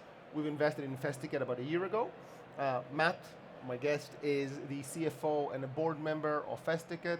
Matt led Festicket's $15 million round last year. He also led Festicket's recent acquisition of Ticket Arena and Event Genius. And of particular interest today, before Festicket, Matt was running Channel 4's, which is the UK TV channel, venture capital arm. So he has both buy-side and operational experience, experience. So maybe just, Matt, in a few words, do you want to tell us what Festicket does, a few numbers, so we get a feeling of what is Festicket? Yeah, of course. So firstly, thanks for having me. It's great to be in Madrid. I think in terms of what Festicket does, for those of you who don't know, we're a B2C marketplace that allows users to come and discover new events, new music festivals, and then complete the whole booking experience on our platform, including tickets, travel, accommodation, and extras that make their experience complete. In terms of scale and size, we've got 6 international offices. This year, we're expected to do around 90 million GMV of bookings in terms of euros. To give you a sense in the number of transactions, in September we completed over 100,000 orders. So we're at the stage now where we're going through that we're kind of past the startup stage, and with the help of our investors like Berengia, we're moving now to scale up and taking our services a little bit more global. All right, thanks, Matt. So just a bit about the experience economy. Who here has heard the term the experience economy? Okay, a few. Who here has been to a festival in the past 12 months? Quite a few. Who here has been to a live music event in the past few months? Okay, so 50%. So the way I think about the experience economy is the following. I grew up, showing my age, in the 80s and the 90s, and when I had a bit of free money to do something, I'll go and I buy a CD to hear music. I'll go and buy a DVD to see a movie or a series. I'll go and buy a computer game on a CD or floppy disks to consume the game. However, if someone today is 17 or 18 and they have some free money, they want to hear music, they have a Spotify subscription. They want to see a movie, they go on Netflix. They want to play a computer game, they can subscribe and play or may play for free. And so there's a lot more free money to go around to do things, but actually people are not valuing buying stuff as much as they used to. People are valuing much more experiences because they can. The other thing and trend we see in the experience economy is Instagram. Because people's lives are now pretty much all of them in Instagram, social life, see me, see where I am, see what I'm doing, the experience is becoming very important, right? I want to show people I'm eating at this restaurant, I want to show people I'm at this live music festival, I want to show people I'm this wonderful vacation. Clearly, if I can afford a Lamborghini, I can show, hey, here I am with my Lamborghini. But for most people, Instagram is a way to show people what they're experiencing. Thirdly, because of social networks and because of the devices that about 25% of you are holding and playing with right now, our experiences of talking and interacting with people have diminished. And so actually going out and having a real experience, whatever it is, be it a music festival, be it going to a restaurant, doing some immersive theater, becomes more and more important because we are much more disconnected from other human beings on a daily basis than we used to be. So we see the experience economy as a very, very promising trend going forward. So maybe you want to talk to us a bit about what are the opportunities for the experience economy in the music industry? Yeah, okay. So to give everyone a sense of context here, so globally, the annual ticket sales for live music events, including festivals, is estimated to be around a 25 billion market. So that's just purely on tickets. So we're already in the stage where this is a massive industry. I think the really interesting thing for us at FestTicket is, as I explained, our business model is to firstly sell the ticket, and the ticket's interesting, but we see the ticket as the hook, and actually we want to sell everything around the experience. And what we're seeing is that music tourism is really growing fast. So in the UK alone, we get over 1 million music tourists coming to visit, and what the interesting fact is that when people come as a tourist to experience a music event, they spend 4 times more than the ticket value. So really our total market that we're addressing is 4 times that annual ticketing number. So I think that's a really interesting trend we're seeing. Do you want to speak about Spain as well a little bit? Because we see a lot of trends there, right? Yeah, exactly. So Spain's a really important market for us. Spanish music tourists have grown by over 400% in the last 2 years. So we're seeing a boom here.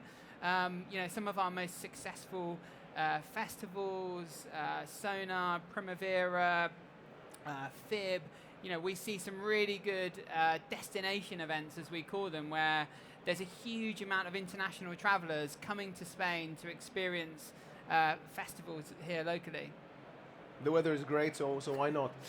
Is this only a millennial thing? Is it only sort of people in their early 20s and late 20s? Yeah, good question. I mean, the short answer is no. There's an estimated 30 million people who attend music festivals a year. When you look at studies with the likes of Deloitte, they estimate that around 50% of those are millennials. Live Nation released a lot of data around the people who attend live music more generally, and they estimate that 2/3 of people between the age of 13 and 49 attend a live music event each year. So you can see from those stats that it's millennial heavy, but there's a much, much broader market, and we see that really developing with some of the festivals that we sell very well for on our platform. Personally, I've got 2 young kids, 5 and 6-year-old boys. This summer I went to an event called Glowworm, which was in Nottingham in the UK, and that event was totally centered around that age 5 to 10. It was sponsored by Playmobil, a toy manufacturer. There was loads of interactive things for the kids to do, and it just shows that it's branching out and attracting an earlier audience and a later audience, and it's not just about the millennial-focused audience that you might first think of. Yeah, I think we're talking before, we see growth in opera festivals, so people going to listen to opera, rock festivals, which tend to have an older demographic, also having a massive resurgence because it is a great way to experience music. What is so special about festivals then? Yeah, so I think it goes back to that emotional connection that you were speaking about at the start. I think what we see is that people book a festival to have enjoy time with their friends, to celebrate a milestone, to almost like a coming of age with a lot of people. It's that experience that they book and look forward to in advance. It's all the emotional connections that are around it that we think drive audiences' engagement with festivals. Yeah, again, my feeling and part of our investment thesis was that a festival, in the end, if you look at 1 year, it will probably be the highlight of your year. Of the top 3 things, the best thing I've done this year was, go to this festival. It's a culmination of a lot of things. It's 2 or 3, usually very happy day, unless you went to Fire Festival and then you're in trouble. So maybe talking about FestTicket, so what it is that you do that is so special? Yeah, so I think the way that I look at FestTicket is across 3 different parts to our business.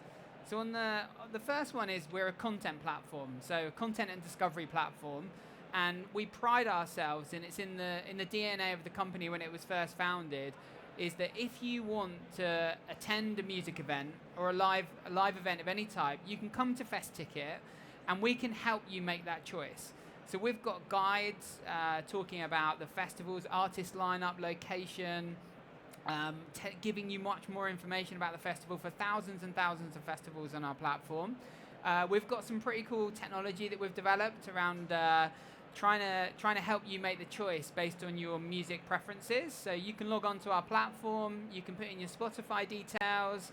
It will look at your the artists that you follow on Spotify, and then we will recommend you festivals where your top artists are playing that then you can transact through the e-commerce platform. So we're always trying to innovate and try and be a real strong consumer brand and help people discover. On the second pillar, we are an e-commerce platform. So we've invested heavily in the technology to allow people to facilitate the transaction on our e-commerce platform. And crucially, what you can do is you can buy the ticket, and as I mentioned earlier, you can then build up your package and choose from one of our 5,000 accommodation suppliers to build up everything you need for the event in one place and transact on our platform. On the third pillar, we have recently made an acquisition, and we have essentially purchased what we see as the best in market B2B technology. So now we can work with the festivals themselves and the suppliers and offer them dashboards, cashless technology. We can offer them help on the ground with the scanning at the event and really give it that full suite. So we see ourselves as really a complete B2C to B offering. And what are the big opportunities in the market for Festicket you see going forward? Yeah, good question. I think we've got loads of opportunity within the genre that we're operating. So if you think about festivals, 95% of our inventory at the minute are music festivals, but there's huge amounts of other types of festivals there that our technology can serve, such as food festivals, wine festivals, all sorts of different things, and it's a natural next extension for us. Geographically, I mentioned our new offices that we've launched around the world. We're only really scratching the surface in some territories. So we set up our San Francisco office this year, and we think that's a really interesting market for us. As is APAC, which we've got some events on, and they're selling really well. But we think that taking our model and replicating that in some other territories would deliver some immediate growth.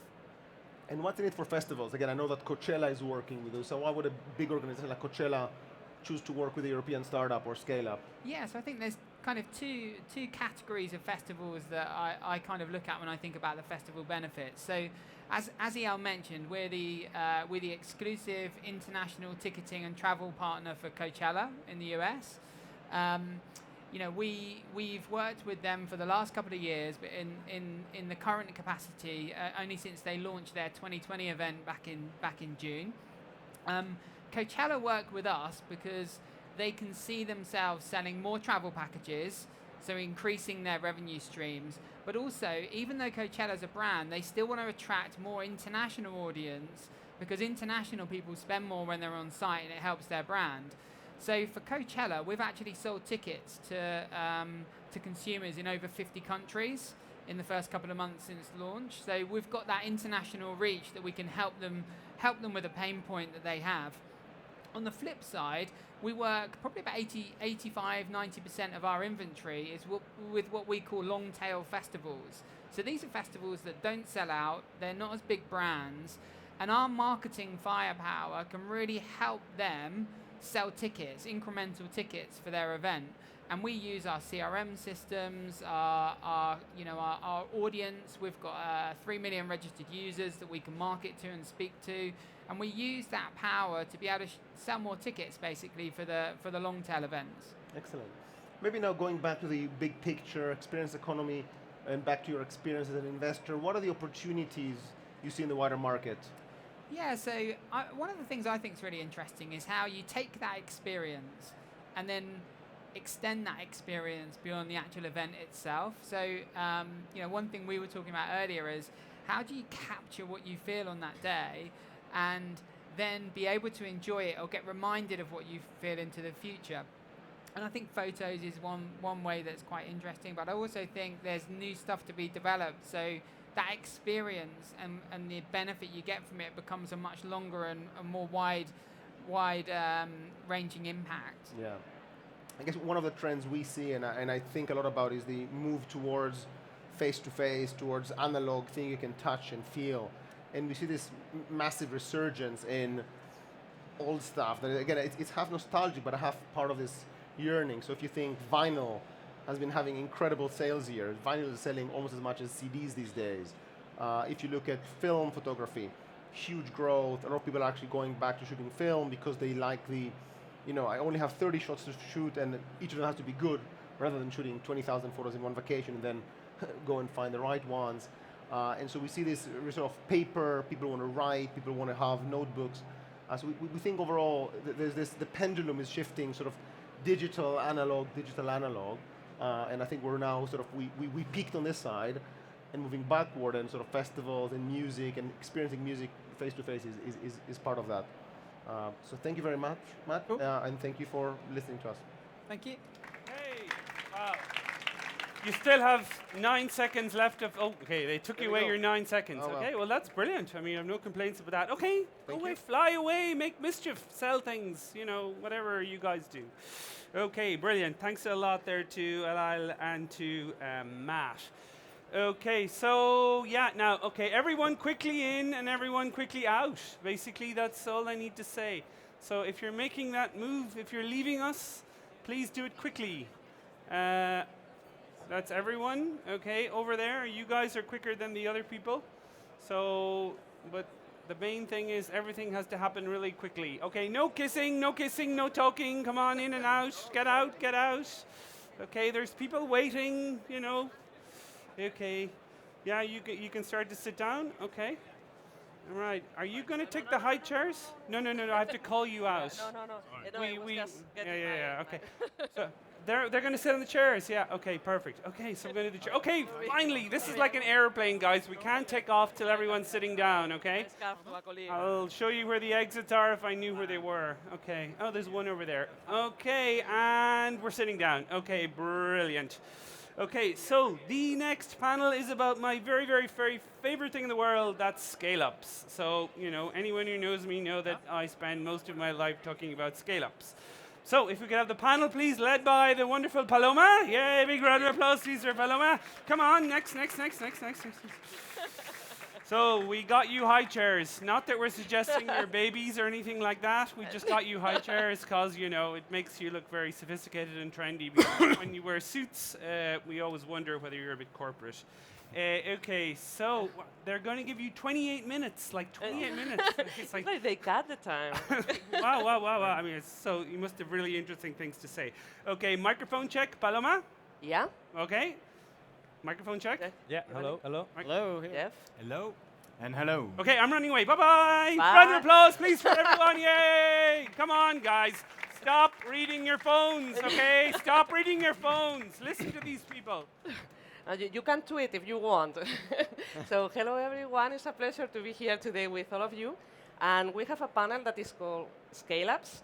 We are going to talk about hypergrowth, and I have great news because we have here people from different geographies, so you are going to learn in a very short period of time, even shorter than was in the program, from scale-ups everywhere around the globe. So, I'm going to introduce very briefly our panelists today, and I will ask you, please, to complement the definition. So, we have Giovanni. He comes from London, and he's the principal at Frog Capital. Frog invests in software-enabled scale-up stage tech companies in Europe. Yes, thank you very much, and great to be here. I'm a principal at Frog based in London, and we invest in scale-up company across Europe in software and in internet businesses.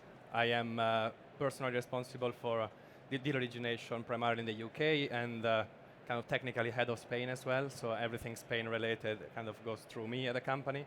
And I've been there for about 3 years, coming from a background in M&A at JP Morgan, so always been working in TMT, and I actually studied in Spain at ESADE, so very proud to be back. Okay, and we also have Jeff.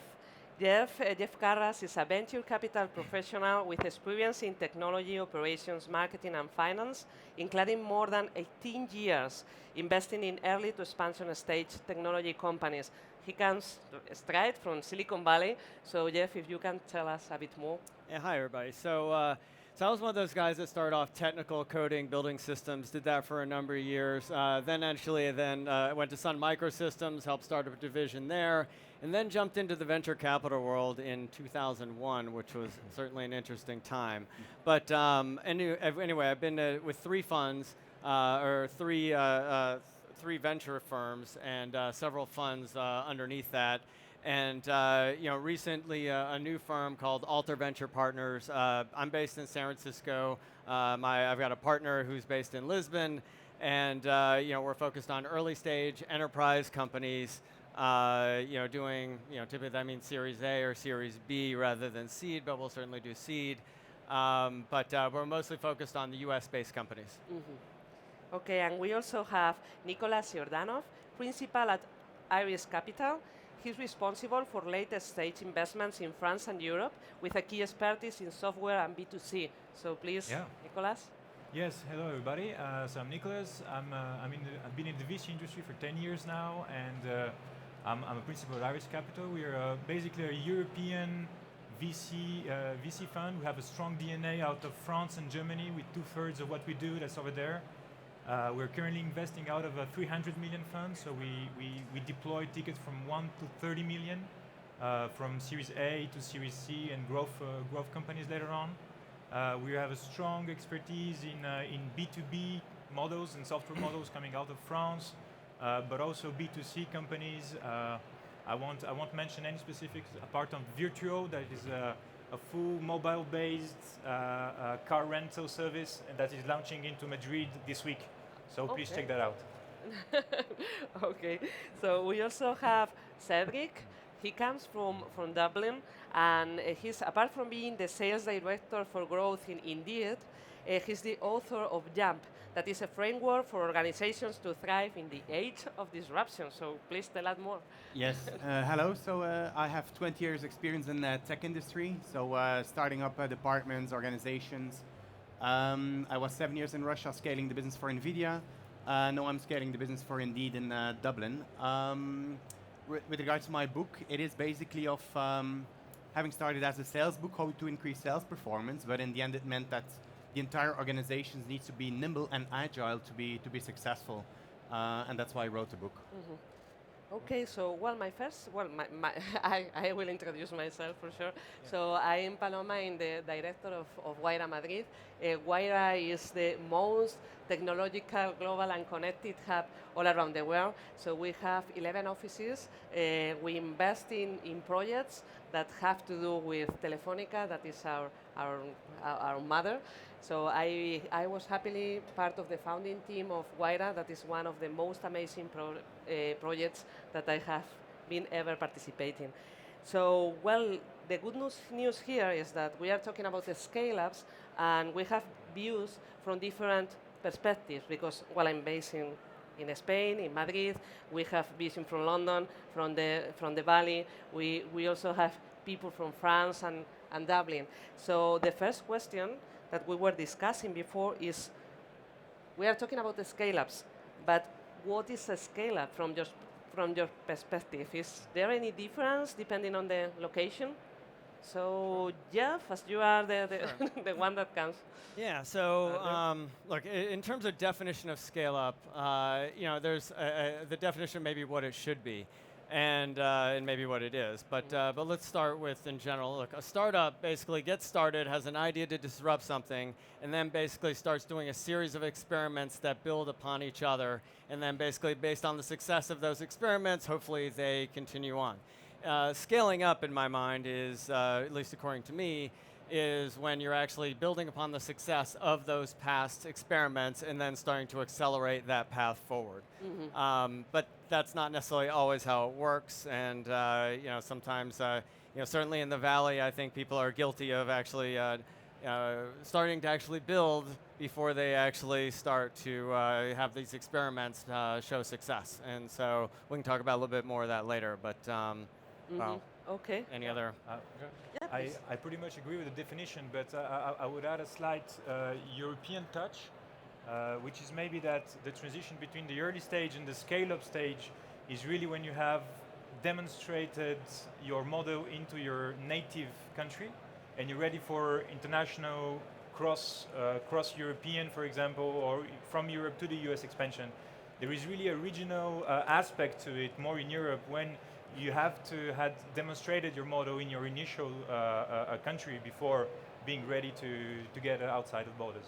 And maybe just adding one point, which is when we assess opportunities, we are very focused on the stage. So for us, really making sure that the businesses that we invest are at that scale-up phase, that's the priority.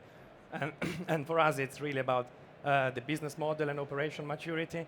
So, excuse me, for us is understanding is whether these businesses have developed predictable, repeatable sales processes, particularly if you're thinking about enterprise software on the enterprise software side. So I think it's, or if you are in B2C business, does this business really understand their lead generation, their marketing, their CAC, the conversion? It means whether have they built something, basically, do they have a platform where I can put 10, 20 million and then scale up in a capital efficient way? So for us, that's often a key challenge, which basically is an operation challenge. Okay, I don't know if you want to add anything. Okay, I think that we cover everything that could be. So, which are the main challenges for scale-ups? We are talking about hyper-growth companies. So, which are the main challenges from your point of view? I guess that one got before that was internationalization. I don't know if you want to. I think that there's another one which is obviously out of an organizational perspective is the necessity for the CEO and the leadership of the company to transition what they're doing and to get from a very operational centered model when in the early phases they have to get involved in all the aspects of the company and they have to be really hands-on on the business. Entering into the scale-up phase, they have to take some distance towards those operations, and they have to work and spend time on structuring the company. And I'm sure we'll talk about recruitment and finding talent later on. That's obviously one big challenge. But you have also other challenges into anticipating future growth. And I think that relationship with investors is also another topic in which you have to get involved more deeply and more regularly. For example, if you look at of our portfolio, we pretty much never invest in companies that we meet for the first time. Or if you say differently, in all the companies pretty much that we've invested in, we have known the founders, we've known the companies for 1, 2, 3 years prior to that. So as a founder, you have to invest your time and energy into structuring your company and not only taking care of the operational day-to-day part of stuff. So developing on top of that, about this CEO and this founder's dilemma. So have you seen in your portfolio companies a lot of cases where the founders have just hand over the company to a professional CEO? Yeah, I mean, look, from my perspective, for every company that I invest in, I look for a self-awareness in the CEO at the very beginning. And I think, everybody's different. Everybody has the ability to grow. Everybody has different skill sets. And so there's not a one-size-fits-all answer to this question. But I think you need to make sure that when somebody is not the CEO that's done this 3 times before successfully, that they understand that they may max out, that their skill set may actually be at the earlier stage when it actually comes to generating an idea. And sometimes those guys just want to keep generating ideas. And there's other guys that come in and actually add more process and add some of the things that oftentimes the mindset of the early stage entrepreneur isn't necessarily the same mindset of the growth CEO. But again, I think having that self-awareness as to where you really are as a CEO and what your skill sets are, there's sort of this old adage: do you want to be basically the king, or do you want to be rich? And in some ways, it's you've got to it's hard to do sort of both of those sometimes, and you need to know when to step aside. Okay, I love that. So, Giovanni, keeping this conversation about talent. Yeah. So it's not only the CEO, the profiles. When you are growing, how do you hire? What are the limitations that you have seen? Sure. Well, I think definitely as you scale up, I think particularly when we diligence or look at businesses, it's really about looking well beyond just the CEO or founder. So I think a business that has a kind of a very strong senior management team, it gives you a very good indication that the CEO, for example, is willing to delegate, step away from micromanaging, etc., etc. But as I said initially, I think for me scale up is very much of an operational challenge. So it's particularly in Europe these days, I think on the software side of things, recruiting very strong sales people, it's becoming much more of a challenge. Maybe people 10, 20 years ago would say strong tech developers, it's really what's very difficult to get. Maybe that's still true at the startup phase. I think for scale up, particularly in Europe, if you want to do enterprise software and SaaS, really having people that have done it and seen it on the sales and marketing side is definitely one where there is a lack overall. And the second one, which I think relates to talent, is maybe sometimes underestimated, is it's not just about finding people, it's about onboarding the people efficiently. Because when you're growing and you want to hire 50 people in the next 2 months, maybe you can find them, but if you don't have a process to onboard them very quickly and efficiently, they're going to waste a lot of time and money. And we have seen that often. For example, people that on the tech side, maybe they don't have the process documented. If your processes are not documented, I mean, people will come in and they don't know what to do. Same on the sales side. If you don't have a sales playbook, you can hire as many salespeople as you want, but you're not going to be effective in 3 months. So basically the productivity goes down and everything becomes more expensive. And so I think these are the specificity at the scale up that we try to look, and when we come in, we try to help. Mm-hmm. Okay, so Cedric, let's go back to you. What do you think which are the biggest challenges that you can? Yeah, exactly. So if you look at, on the one hand, you have the senior leadership, and they might have the vision, but when you scale, you grow so fast that processes will constantly change. On the other hand, you have exactly the people that you need to add. So onboarding is spot on. With the right onboarding, what we do, we manage to get people up to speed between 3 to 6 months. If you don't have the right onboarding, it's going to be 6 to 12 months. And then when you talk about scaling, it means adding one amount of resource and getting 2 or 3 out of it, rather than purely growing, which is more serial. So getting people doing more and making more efficient is so crucial to become profitable and become a high growth company. And this is where you really will make or break it as an organization.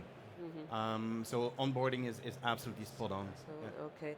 So when preparing this conversation, Jeff, you suggested that we cover some of the cautions of scaling up a company that is not ready. Which are these factors? Which are the Yeah, no, so look, I think the whole VC and startup dynamic actually creates some inherent challenges sometimes that everyone should be thinking about and aware of. And specifically, it's that when VCs are looking for a very specific type of company and growth and everything else, and every company wants to raise money anyway, that wants to be that fit, that paradigm. And so they essentially will build a model.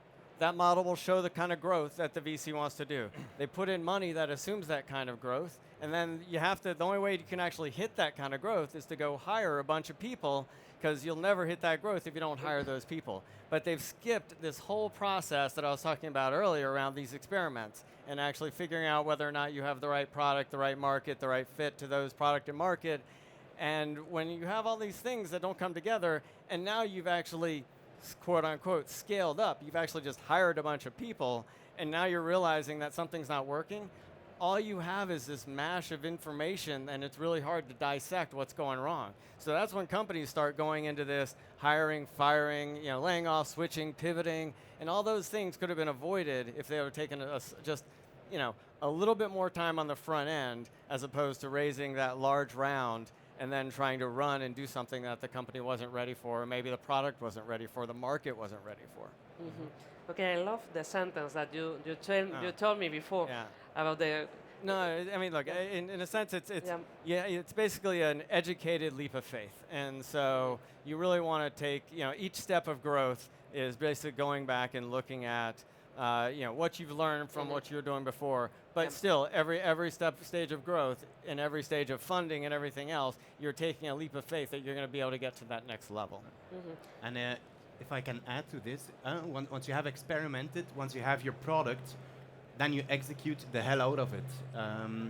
No need to start adding more and more products. until you have a certain bandwidth, a certain momentum with a product. So we are a multi-billion-dollar company, and until recently we only had one product, purely because of execution. Look at Microsoft, how they initially grew purely on execution.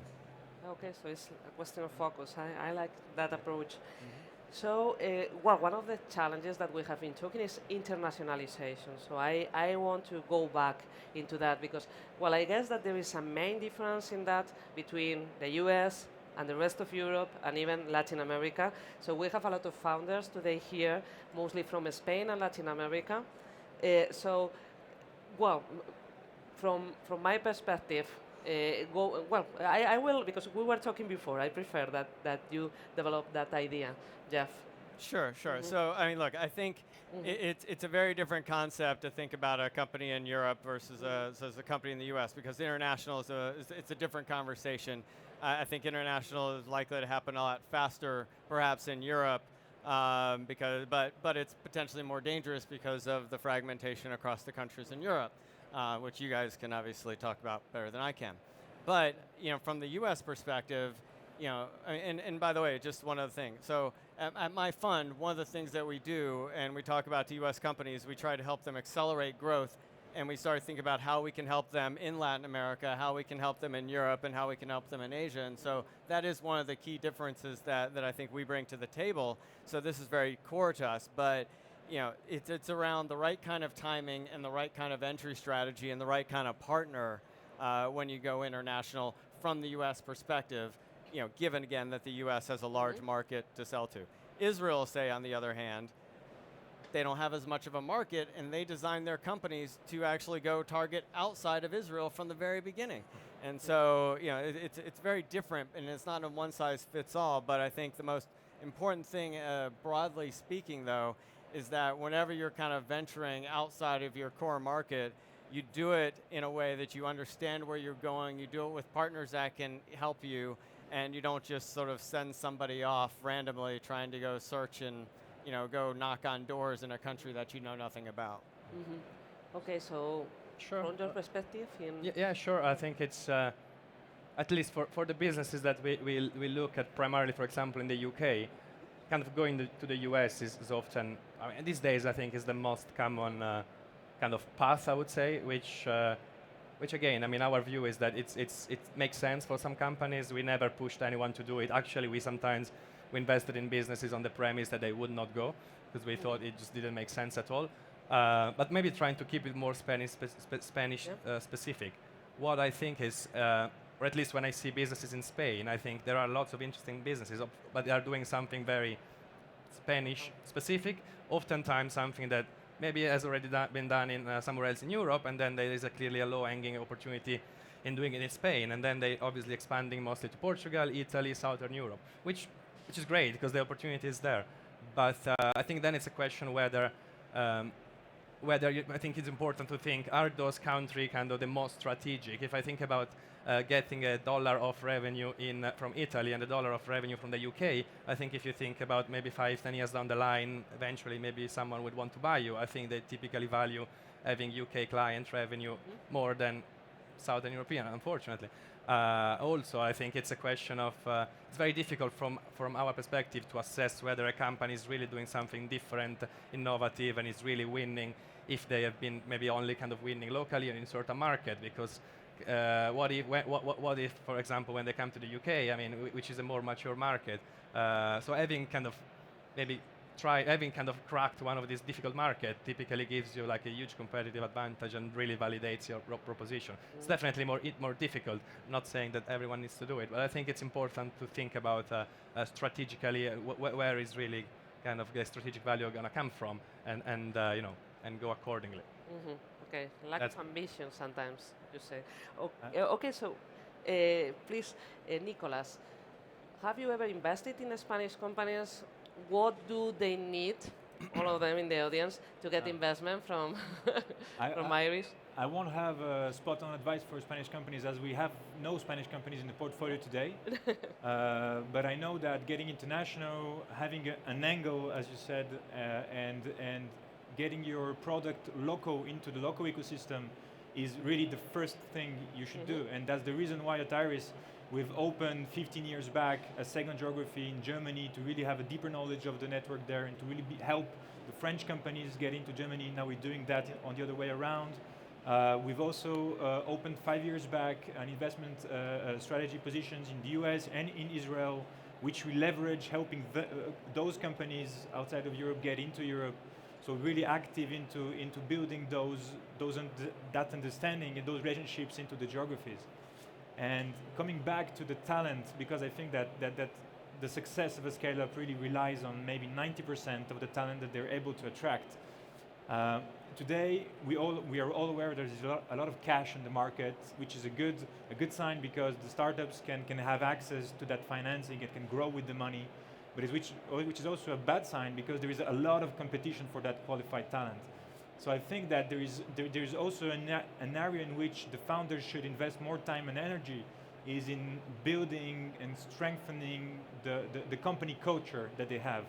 And having a strong company culture really helps attract that talent. And that's very often something we look deeply at when we go and meet the companies, we meet the management, we look at that culture that they're able to install and that will help them attract the talent. Because I think that at the end of the day, it's a people game. So we have to be very, very efficient and very precise on what you're doing on that end. Yeah, and, culture is more than just having a ping pong table on the work floor. Culture is really what drives people to do something and drives motivation. And when you talk about culture, also talk about the purpose. What do you want to change with the company? And that's tremendously important to get the right people inside your company. And when you talk about the right people, to talk about the hiring needs that we often have when we scale up and internationalize, don't just hire for the language. You might, if you look for an English speaker and you outsource in Slovakia or whatever, you might have a Slovakian dentist that has nothing with your product, but he only has the English knowledge. So you really need to know what are the key attributes you want to hire for. And maybe just to add one point on culture from a scale-up perspective, I think it's extremely challenging to grow very fast, particularly internationally, maintaining a consistent culture.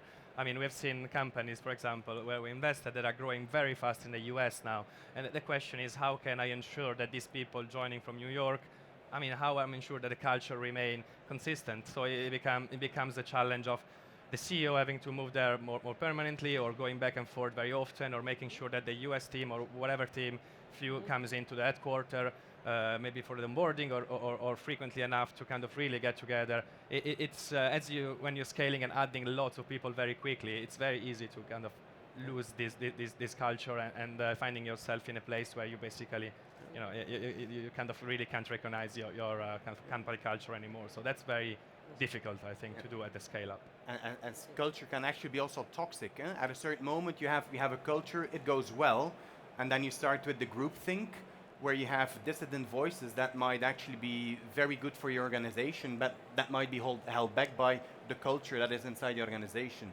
So you really need to be always challenge yourself and challenge your culture to be invigorating.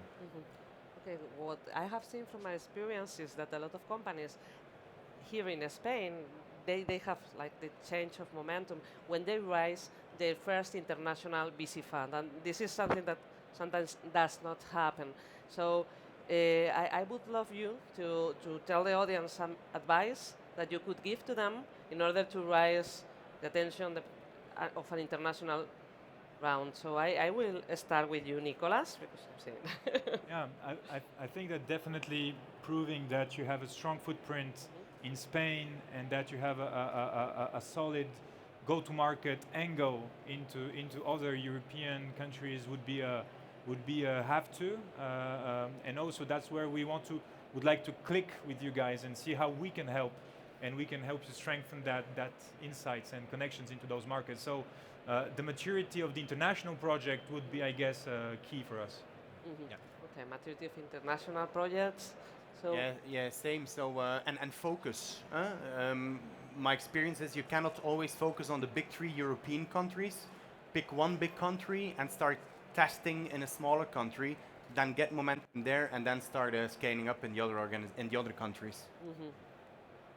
Yeah, I mean, look, from my perspective, I think momentum is actually the best friend you've got when it comes to fundraising. And so, you know, when you can actually start demonstrating that there's increasing, you know, velocity of sales, increasing velocity of product development, whatever the metric, whatever the focus, or whatever the stage you're at, if you can actually pull those things and show that, you know, that we are moving in a much faster pace, that's what helps people buy into that vision and get excited about it from the fundraising perspective. Sure, maybe the last point is maybe stating the obvious, but making sure, I think if you partner up with very strong local partners, investor or whatever, I think it's very important, because from our perspective, we are based in London, we don't have foot on the ground. If when we come here, the way we come in is by basically meeting the local VCs, the people that we think are interesting and a good fit for us, and then lots of the deal flow and relationship comes through that. So I think if you can, you know, start having a relationship with those, they will help you really bridge to the international. That's not that obvious here. So I will. We have run out of time. Hello. No, but I just wanted to say the final sentence because I love that part. Scaling up and growing is a leap of faith, but it should be based on experiments. It should be based on data. We always say in startups that cash is king, but data is queen. So if you do not have this data, the leap of faith would be just a leap of faith. So thank you a lot to these panelists. I hope that you enjoyed as much as I have. Okay, thank you, Paloma. Thank you. Okay, exit the other direction. You now, it's like graduating. You come in one door and you leave by the other door. Okay, brilliant. Okay, so those of you getting out really quickly and those of you coming in also quickly. It's like an airplane. I can't take off until everyone gets their thing done. So no side conversations, no chat, don't meet you later, none of that. Just get in, get out, and do it as quickly as possible. And then when your guys are all sitting down, I'll bring out the next panel, which is here. Okay, fantastic. So, okay. Right, this is kind of, okay, still people coming in, okay. Leaving, come on, quickly. I've seen like old women walk faster than that. Come on, fast. Okay, absolutely no side kissing. Come on, get out. Come in or get out. No, like hugging this Spain is hugging and kissing and hugging and like all this stuff. If this was Germany, you'd be in and out long ago. Okay. Up at the back. Come on. Okay, finally we have some stability. Okay, Oriel, if you'd come out, please, with your panel, and if we could get everyone. Yes. I think we now kind of have everyone sitting down, which is what we need to have to happen. Okay, quickly, guys, quickly. Okay, no saluting to people. We're trying to, it's like being in the theater. You don't wave to the audience when you're in the theater. Okay, right, no more. Stop. Okay, very good. Okay, microphone testing. Oriel. Hello. Hello. Microphone testing. Is that working? Hello. Brilliant. Okay, and finally? Hello. Okay, a big, loud, deep voice. Okay, fantastic. Okay, now I present the panel. How to internationalize your startup, best practices and errors to avoid. Okay, big round of applause and welcome please for Oriel and his team. Round of applause. Okay. Come on, make noise. Oh, okay, guys, I'm here. My name is Oriol Juncosa, managing partner and co-founder of Encomienda Smart Capital. I'm super excited to have here three fantastic CEOs, entrepreneurs of Europe. I think that we tried hard to have here sort of some of the best entrepreneurs and CEOs in Spain, in Italy, and in France. So starting here in my left, it's Davide Dattoli from Talent Garden, then Laura Urquizo from Red Points, and Firmin Zocchetto from Payfit. Okay, the session we'll try to make it a very practical session with regards to international, how to go international, and how to help you. Just a quick show of hands. Who here is entrepreneurs? entrepreneurs? Any of you? Very good. Okay, that's good. Hey, they are also companies that sell services. Okay, so okay, it's important. They can be your suppliers. Then, who are investors? Corporates. Okay, that's good. So pay attention. Excellent. So please, if each of you could give us a 30-second intro on yourself and on the company, and also on how international right now is your company, that would be wonderful. So Davide Attoli from Talent Garden. I founded the company in Italy 6 years ago, and now we are in 8 different countries. We do co-working space focused on for tech entrepreneur, and a coding bootcamp for teaching the skills needed for the market. And we're teaching at the moment 1,500 students every year. 98% of them find a job before the end of the courses. Yes, so I am Laura, and at Redpoints, what we offer to the companies is a solution to help them protect their revenues online. And how do we do this? We help them against counterfeiting, gray market, any issues in their online distribution. We detect and we remove the links offering fake products or also anti-piracy. We were international since the very, very first day, because in our case, we didn't do a geographic localization of the markets. The world is our market. Excellent. For me. Firmin Zocchetto from Payfit. Very happy to be there. We are digitalizing payroll and human resources for SMBs across Europe. So a simple software where you can manage everything related to payroll, holidays, time tracking, and expenses. We founded the company 4 years ago in Paris. Now we are 400 people. We are in Barcelona, in London, in Berlin, in Paris, obviously, and soon in Milano. And we are helping SMBs all over Europe. Excellent. Perfect. So guys, I mean, a recurring question from most entrepreneurs is, when do I start planning for international, okay? And how do I select the first countries? I mean, some people say, hey, just be very big in your home country and then think about international. What's your take on that, and how do you go about it? So, first of all, I think it's not about immediately scaling, but it's about immediately think that you have to scale. So immediately try to bring on board international people. It's very easy in Spain to have only Spanish people. The topic is try to have from the beginning also people from other markets where you will want to go in the future, because they will be the first help for you about how to scale internationally. So I think this is something that helped us a lot. Try to have international people from the beginning, also at the beginning when our business was only in Italy. And secondly, about how we choose the country, obviously we make a lot of analysis about understanding where is the best for us to enter, but at the end it's also about gut feeling and understanding where you think is better to start, because somehow it's very good to try to understand, okay, I've done something great in my country, but how I can scale it. And unfortunately about scale it, most of the time is about try to take out the people from your business and to understand how the process can work in order to scale it. And this is the most difficult things, because most of the time your business has worked thanks to you, to yourself, to your team, but it's not something that you can move in another country. Also, if you move, you don't have all the same connections. So how you make your business scalable is something that is more important than select the best country. And in your case, your first country was?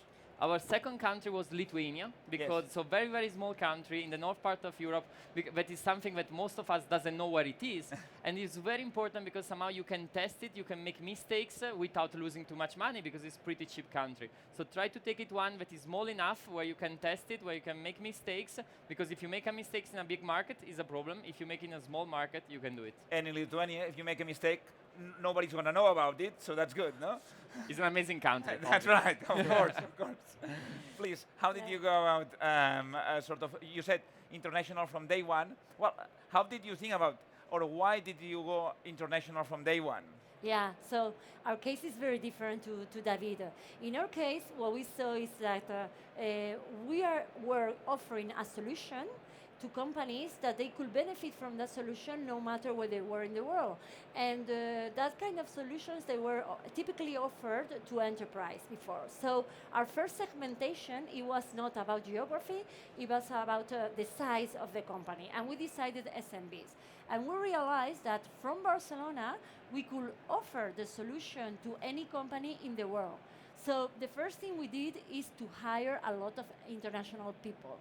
And I usually say that, well, today we are 250 people of around 38 nationalities, but when we were 100, we were people from 32 different nationalities.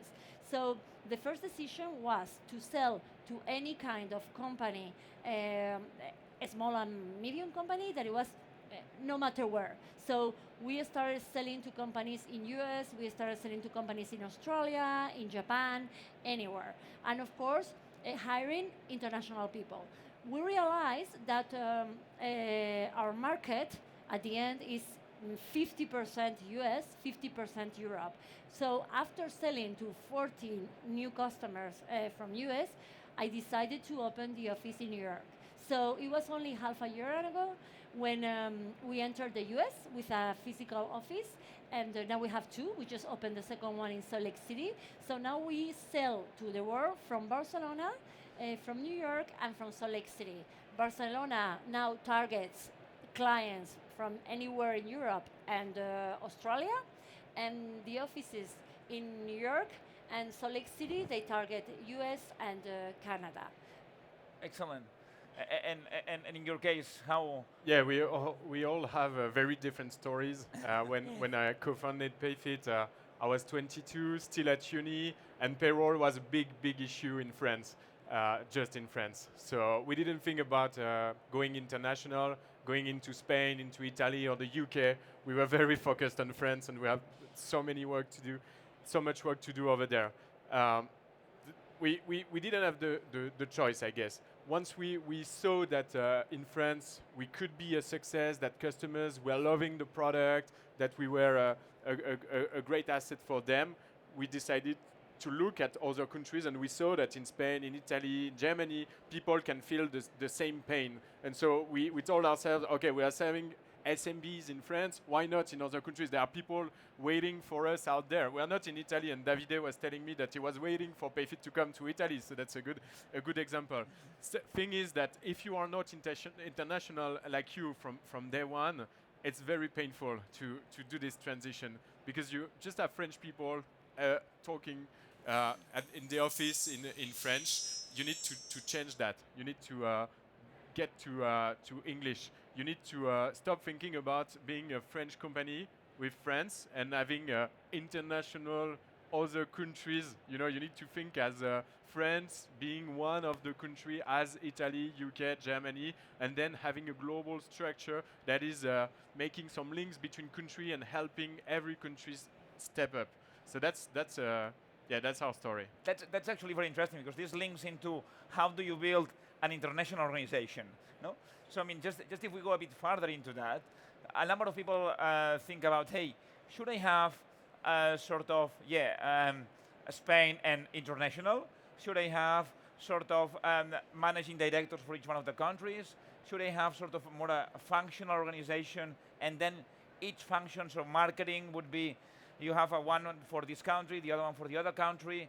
So how do you guys approach that from an international perspective? Yeah, once you get past 100, 200 people, and that you have many countries, that's always the same question everyone is facing. I guess it depends a lot on the market you are in. In our case, you know, it's like a matrix with both sides. You need functionals, and you need locals organization. So we give the power to country manager. For example, Johan here in Spain, who is just over there, to rule Spain, and then we have also a VP sales that is ruling sales internationally.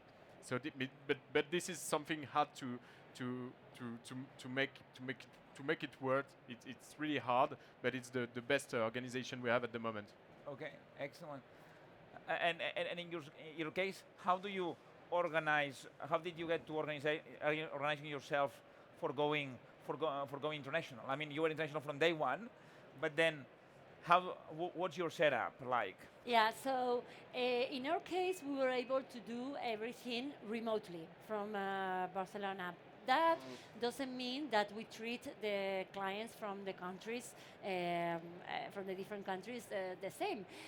Of course, being US, the 50% of the market, we do a lot in English. So we have all the marketing is in English from day one. And then the second language is Spanish. and not only because of Spain, but also LATAM and so on. And then third are French and German and Italian. All the technological teams are in Barcelona. The marketing team is only one team doing everything and approaching all the different countries also, but with the same, I would say, with the same indications, not really different ones. And of course, all the services are also located in Barcelona. What we have different is the sales teams. We have what we call squads. And since we do a lot of inside sales, we have SDRs, that they are Italian SDRs for an Italian AE. We have the French squad, that is French SDRs for the French AE, because even if you're calling remotely, the people in Europe, they want to be called in their languages. So we've approached it with the squads, language squads. Who doesn't know what is an SDR?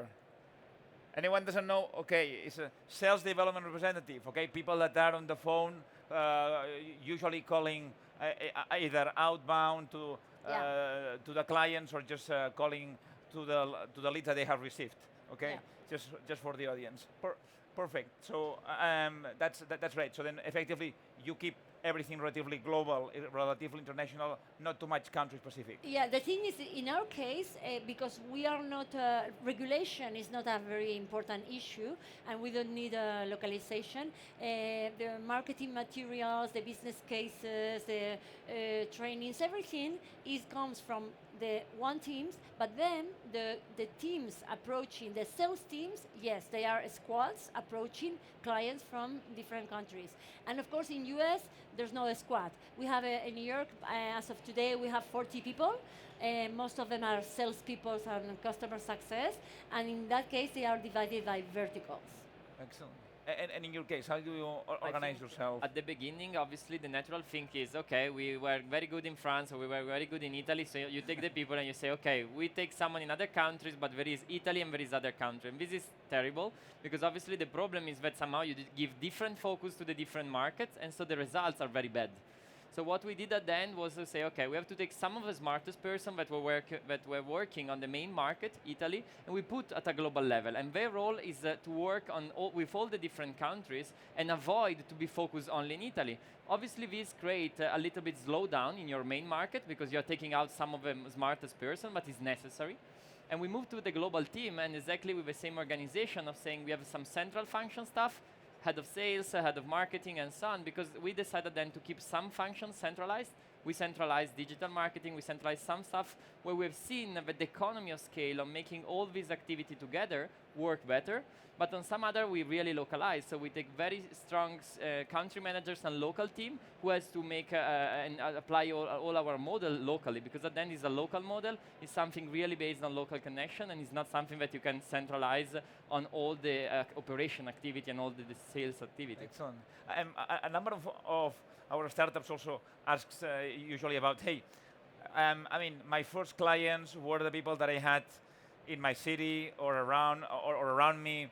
Now I need to go international, okay? How do I approach the sales and marketing function, okay, for going international? I mean, meaning that, hey, do I sort of get a huge list of target companies for each country, and I have a team of 10 people starting to calling all of them?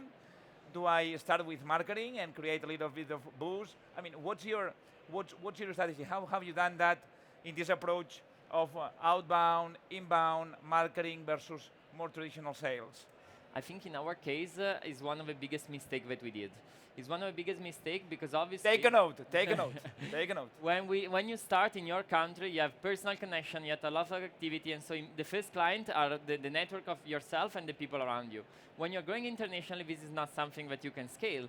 And so the problem is that you have to create a sales strategy, because most of the time, up to that time, you sell only because you make sales, but not because you have a nice strategy. And so we develop really a sales strategy only when we are scaling. And this is also changing a lot the culture of the company, because you have to hire different people. Most of the time we were hiring really operative person because somehow the sales arrives. But when you are internationally, no one knows you, and you have to start developing on that. So you have to totally change the mindset of the company. And at the moment, we really believe that at the end is about marketing, obviously, but it's about outreach. Outreach is at the end the real things that bring value, people most of the time say, no, it's better to have inbound because it's way more easy to manage. But at the end, you cannot reach really good results only with without outreach. Okay, and now yourself in this sort of mix of Yeah. inbound outreach. So I totally agree with what David is saying. Inbound only works when you already have a visibility. If you don't have a visibility and if you don't have already like a good number of clients, for a SaaS company, I am talking about SaaS, SaaS model, it's really difficult to get the leads, the number of leads that you need to provide to your salespeople only with inbound. So in our case, what has worked very well is all the outbound. So we've built a machine, we call the sales machine. We have a sales machine that we have first a group of sourcers that they look for the companies and the opportunities. Those sourcers, they pass the opportunity to the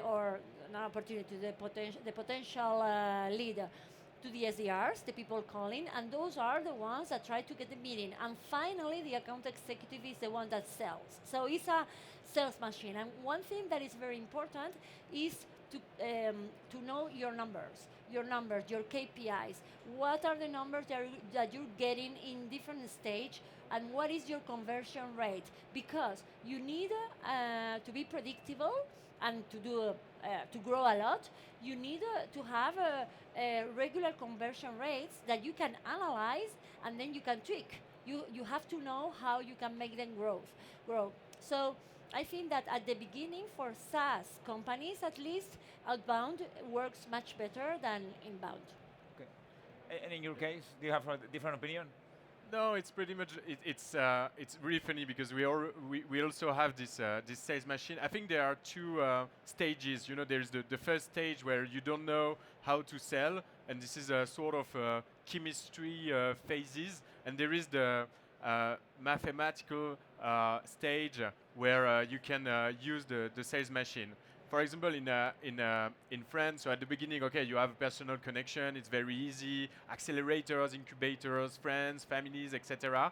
So you get to the second stage very easily, and then you have this. There's a great book, Sales Acceleration Formula, about that. But you can, you know that you can have X efforts, and that you will get Y results, and it's very mathematical. This is the second stage, but it's not that easy. But the hardest part in the beginning, it's the first stage where you don't have this formula, and you need to find it. And in each market, it's really different. For example, if I compare Spain and the UK, it's so different. In Spain, to get this chemistry working in the beginning, we needed to come and see all our prospects, customers, startups, physically, talk to them, create the relationship. Spain. But I mean, very physical. Go to Europe. their offices, etc.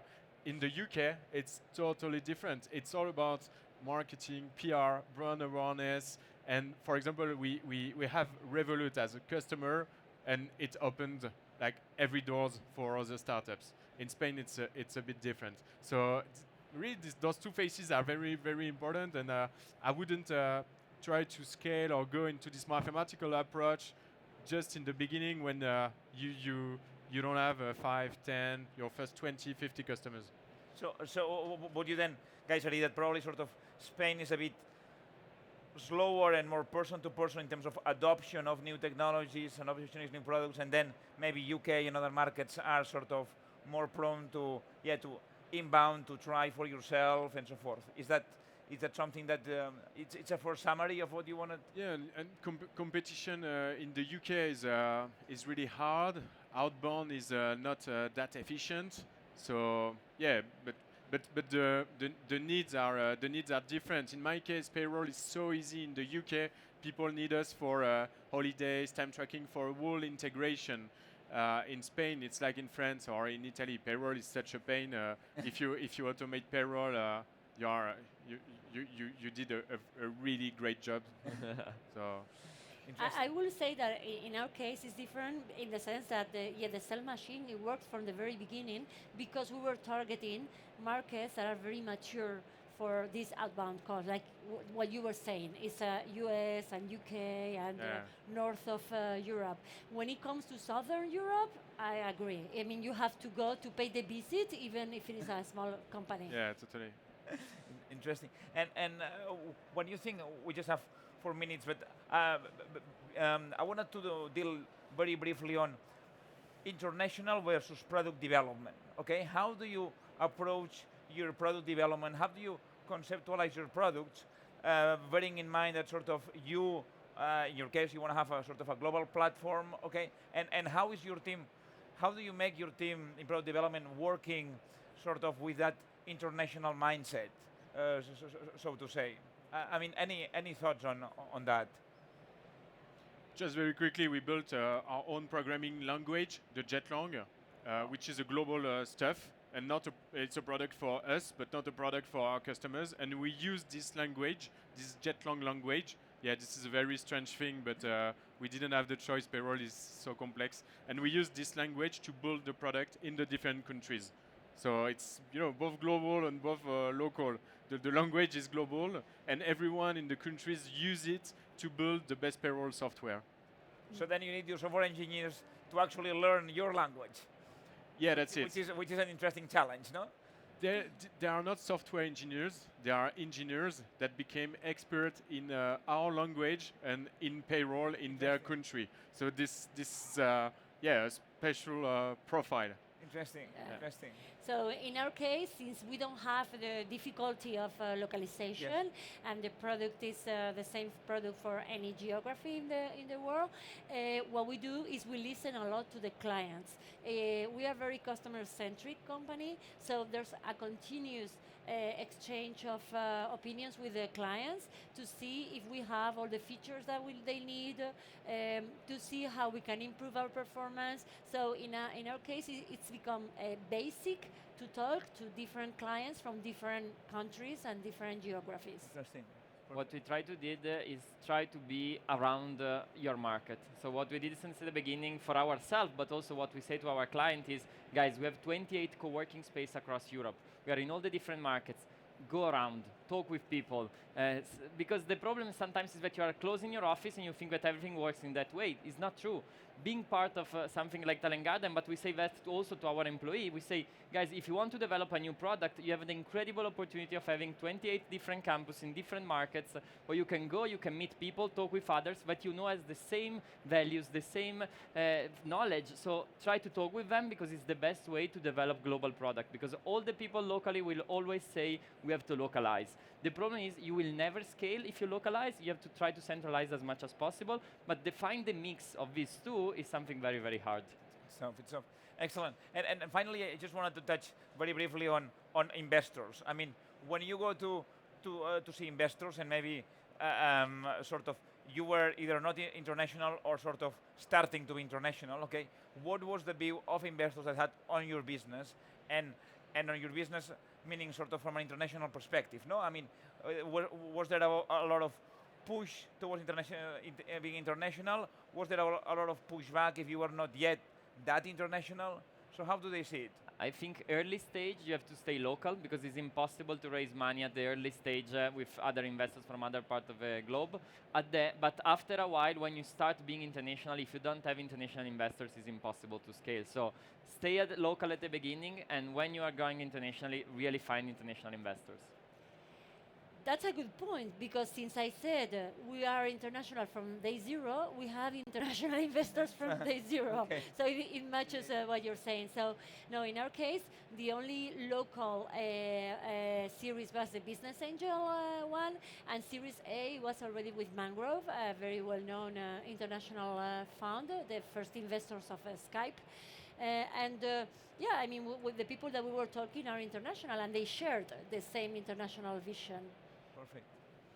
Yeah, as long as you have investors that are sharing your values, we have European investors. We are all over Europe. Maybe it will change in a few years. I mean, it's the most important thing. Investors are not just about money or advices or connection. That's also about your core values. Perfect. Okay, guys. So listen, thanks a lot for your time. It's been wonderful. A huge round of applause for them, please. and listen, think about them not as just great startups, but as startups that you can use in your business. Okay, they also need clients. Okay, buy stuff. Buy loads of stuff. Counterfeit clothes or anything like that. Okay, gracias, Ariel. Okay, so if anyone's coming in, please coming in. If anyone's leaving, please leave. Be decisive. Take decisions. Don't think. And if you see your friend, ignore them. Don't wave or kiss or anything like that. Okay, so we're just moving some chairs. And right. Okay, so those of you coming in, come in as fast as you possibly can. And those of you leaving, please leave as fast as you possibly can. Okay, that's all of you. Okay, keep going, keep going. Right, there's loads of space over here if everyone needs it. Okay, absolutely no kissing and hugging. No kissing and hugging. That's all outside. Please do that somewhere else. Okay, God's kissing and hugging is out of control here. Okay, so how are we doing? How are we doing? How are we doing? Okay, those of you coming in, coming in. Okay, there's some space over there. And there's some space kind of here. Okay, we're kind of getting to equilibrium. Kind of very close. Okay. Okay, so Marcia, if you want to come out, please. Okay, Marcia, come out. Now, do you have a clicker, right? I do. You have, great. Okay, microphone check. Hello, hello. Hello, hello. Can you all hear Microphone me? working. Now, do Is your it working clicker. good? Do your clicker check.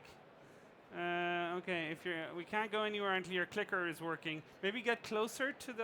Well, you don't really know, but. Not working? Okay, here we go. Okay, do you recognize that? Have you have you seen that before? Yes. Okay, right, very good. Okay, everyone. So there now follows a 15-minute presentation from Marcia. What nobody tells you about working with startups. Big round of applause, please, for Marcia. Hello, hello everybody. Good to have you all here. Good morning. My name is Marcia Maciel. I'm head of strategic partnerships for Telefonica Open Innovation, which is the hub of entrepreneurship, investments, and innovation within the Telefonica Group. So I hope you are curious about the things I'm going to share with you today, about the things that no one tells you about working with the startups. So to keep up with the mood, let me start with a question. Take a moment to think what scares you. Take your time. You can tell me afterwards. Okay. So when it comes to general random human fears, these are the things that pops normally. So we have heights, we have spiders, we have snakes, we have eyes. We have public speaking, kind of understand this one. We have surprises, we have small spaces, we have blood. Does any of these resonate with you a little bit? Yeah. Okay, but if we change this question and ask about corporations, 100% sure that the answer we're going to have is our biggest fear is change. Big corporations are afraid of change. Change is unsettling, is uncomfortable, which is tricky because it's also very necessary and very vital for a corporation. Because companies that don't innovate will not survive. So far no news, that's a fact. And check Telefonica, for example. We are a 95-year-old business that back in the days started as a telecommunications company, traditional one. And within the years, we had to shift the focus of our activity towards a broader scope of activities and technologies. Technologies had changed, systems have changed, and most of all, people had changed. So Telefonica had to keep up with that and make some changes themselves.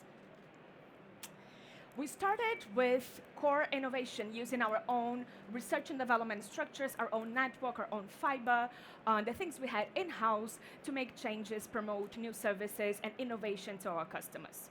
But with all the changes that I was telling you before, we understood that this was not enough.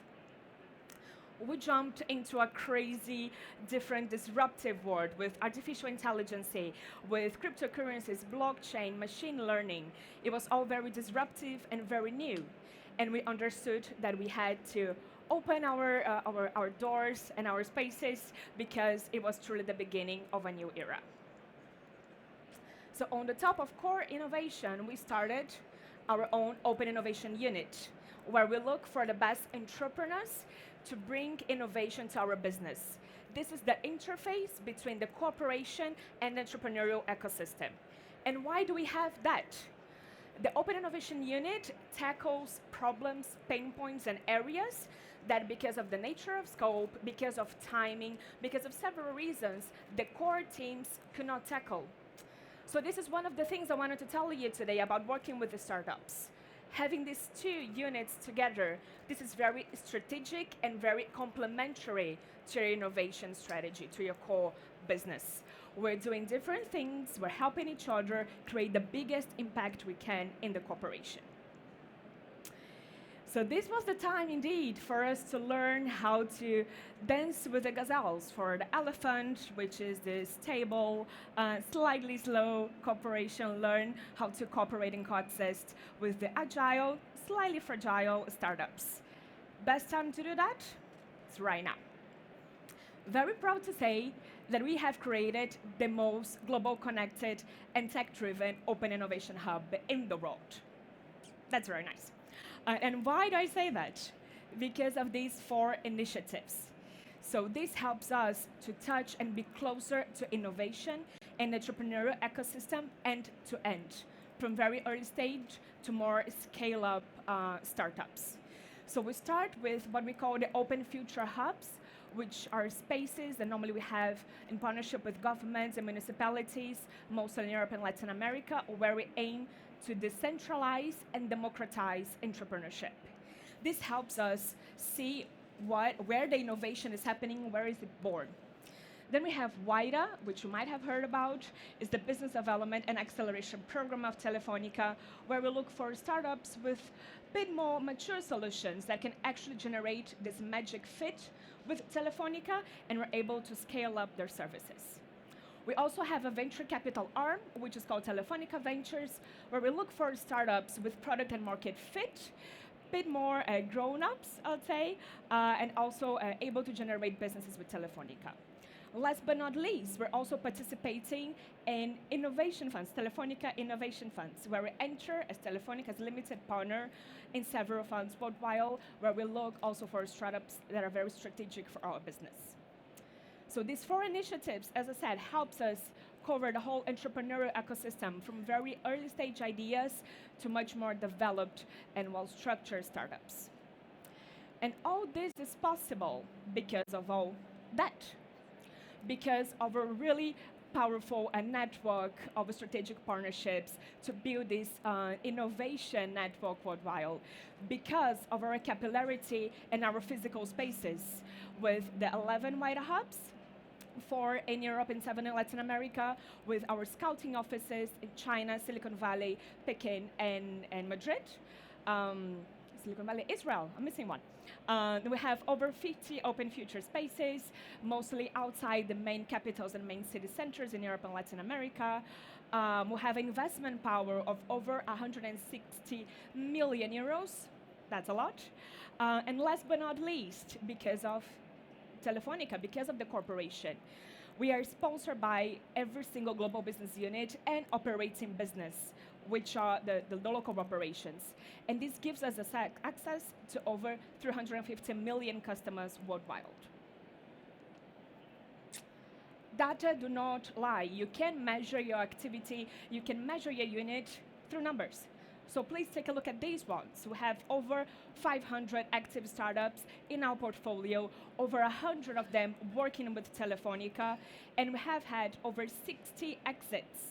This is huge for a unit like ours in the structure that we are belonging to a corporation. So I'm very proud of this number.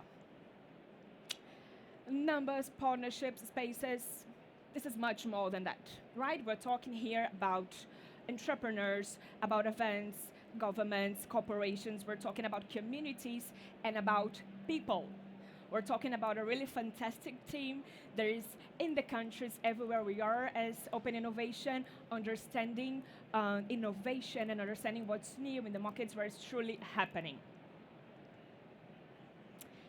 What else can we generate besides business when you work with the startups? So take a moment to check this picture, the innovation ripple effect, because this brings us a lot of nice insights. You can truly measure your activity working with the startups and within Open Innovation Unit by revenues, by return over investments. But the impact that a unit like this causes to your corporation, this is much, much wider and lasting. It can go from scouting trends to competitive advantage, to institutional branding, to positioning. This is all very natural when you work with open innovation. But I'd like to highlight the two last ones, the cultural shift and the redesign of processes. Because when you change the mindset of your team towards a more entrepreneurial one, you generate much more engagement, you generate much more motivation, and you also open the doors to listen to ideas from your own teams. You open the doors for entrepreneurship, which is also very positive for a corporation. When it comes to redesigning processes and restructuring the way you do business, this is also very powerful because you can optimize the way you do things, you can make it leaner, make it faster, and bring innovation to your DNA as a corporation. Not because this is what I do, but partnerships is also very important in this equation. It makes us stronger, it creates a safer ecosystem for startups, it generates more business opportunities when partners sitting together in opportunities that perhaps they would not have before. It helps you truly have this network of innovators worldwide and helps you find the best startups. And this brings to a reflection I'd like for you guys to live with today. Open innovation is not about competition. Not at all, not at all. Open innovation is about cooperation. So if you don't trust me or if you don't understand, let me tell you a couple of stories. First one I'm gonna tell you today is the Intelligent Mobility Accelerator. It's a program happening in the UK with 5 main players, 4 over here in Telefonica, obviously, where we're looking for the most disruptive solutions within the English ecosystem towards transportation and logistics. So these 5 players are sitting on a table together that perhaps do not have the opportunity to do so before. And we have selected over 13 startups in this 1.5 year of program, and many of them are already working with some of these corporations. This is one of the huge benefits we have in a program like this, and also the generation of a powerful network, creating a strong value proposition for your community. Then we cross the ocean to my country, to Brazil. BNDES is the National Development Bank in Brazil. Oopsie. Hi. Can you hear me? Hello, hello? Okay, good. I'm in trouble. ¿Quieres una hermana? No, no, está bien. ¿Va bien ahí? ¿Todo bien? Se te va a caer. Okay, okay. You can hear me, right? Several microphones. If you cannot hear me, there's something. Okay, back to Brazil, we have BNDES, it's the National Development Bank, and over there we're partnering with another company, because again, it's about cooperation and not competition, to develop a full acceleration program for this bank. This is a very traditional, old school bank, and it has been a fantastic project that ever since they started, we have increased revenues in this acceleration program over 3,000% in 5 months. So it's fantastic for a company like this to open the doors that much for innovation and the numbers that we generate with that. Last but not least, I'd like to talk about Go Ignite, the ultimate collaboration in open innovation, because you put 5 telecom communications sitting at the same table, exchanging experiences about open innovation, about partnership, best practices, exchange of deal flow of portfolio, and this helps us connect the entrepreneurial ecosystem worldwide, literally, because we have presence with that in every single continent in the globe. We have had fantastic results as well with that, with many of the startups working with more than 1 telecom companies over there.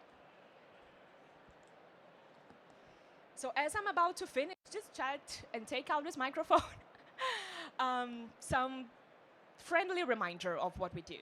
There's no shortcut. There's no shortcut in open innovation. There's no shortcut in understanding our business well enough to make the changes you need to do. And there's no shortcut in understanding that the elephant needs to dance with the gazelles, right? So be patient, because waiting means success. Last but not least, startups, we have understood here in the session, it's incredible, important for your corporation, but it also plays a big part when it comes to digital transformation. So embrace that and believe in the power we have with that, because this can bring some fantastic changes for you as a startup and also as a corporation. This is our job as innovators, and because, as we say in WIDA, the rules are not written yet. So this is a time for us to do it. Muito obrigada, many thanks.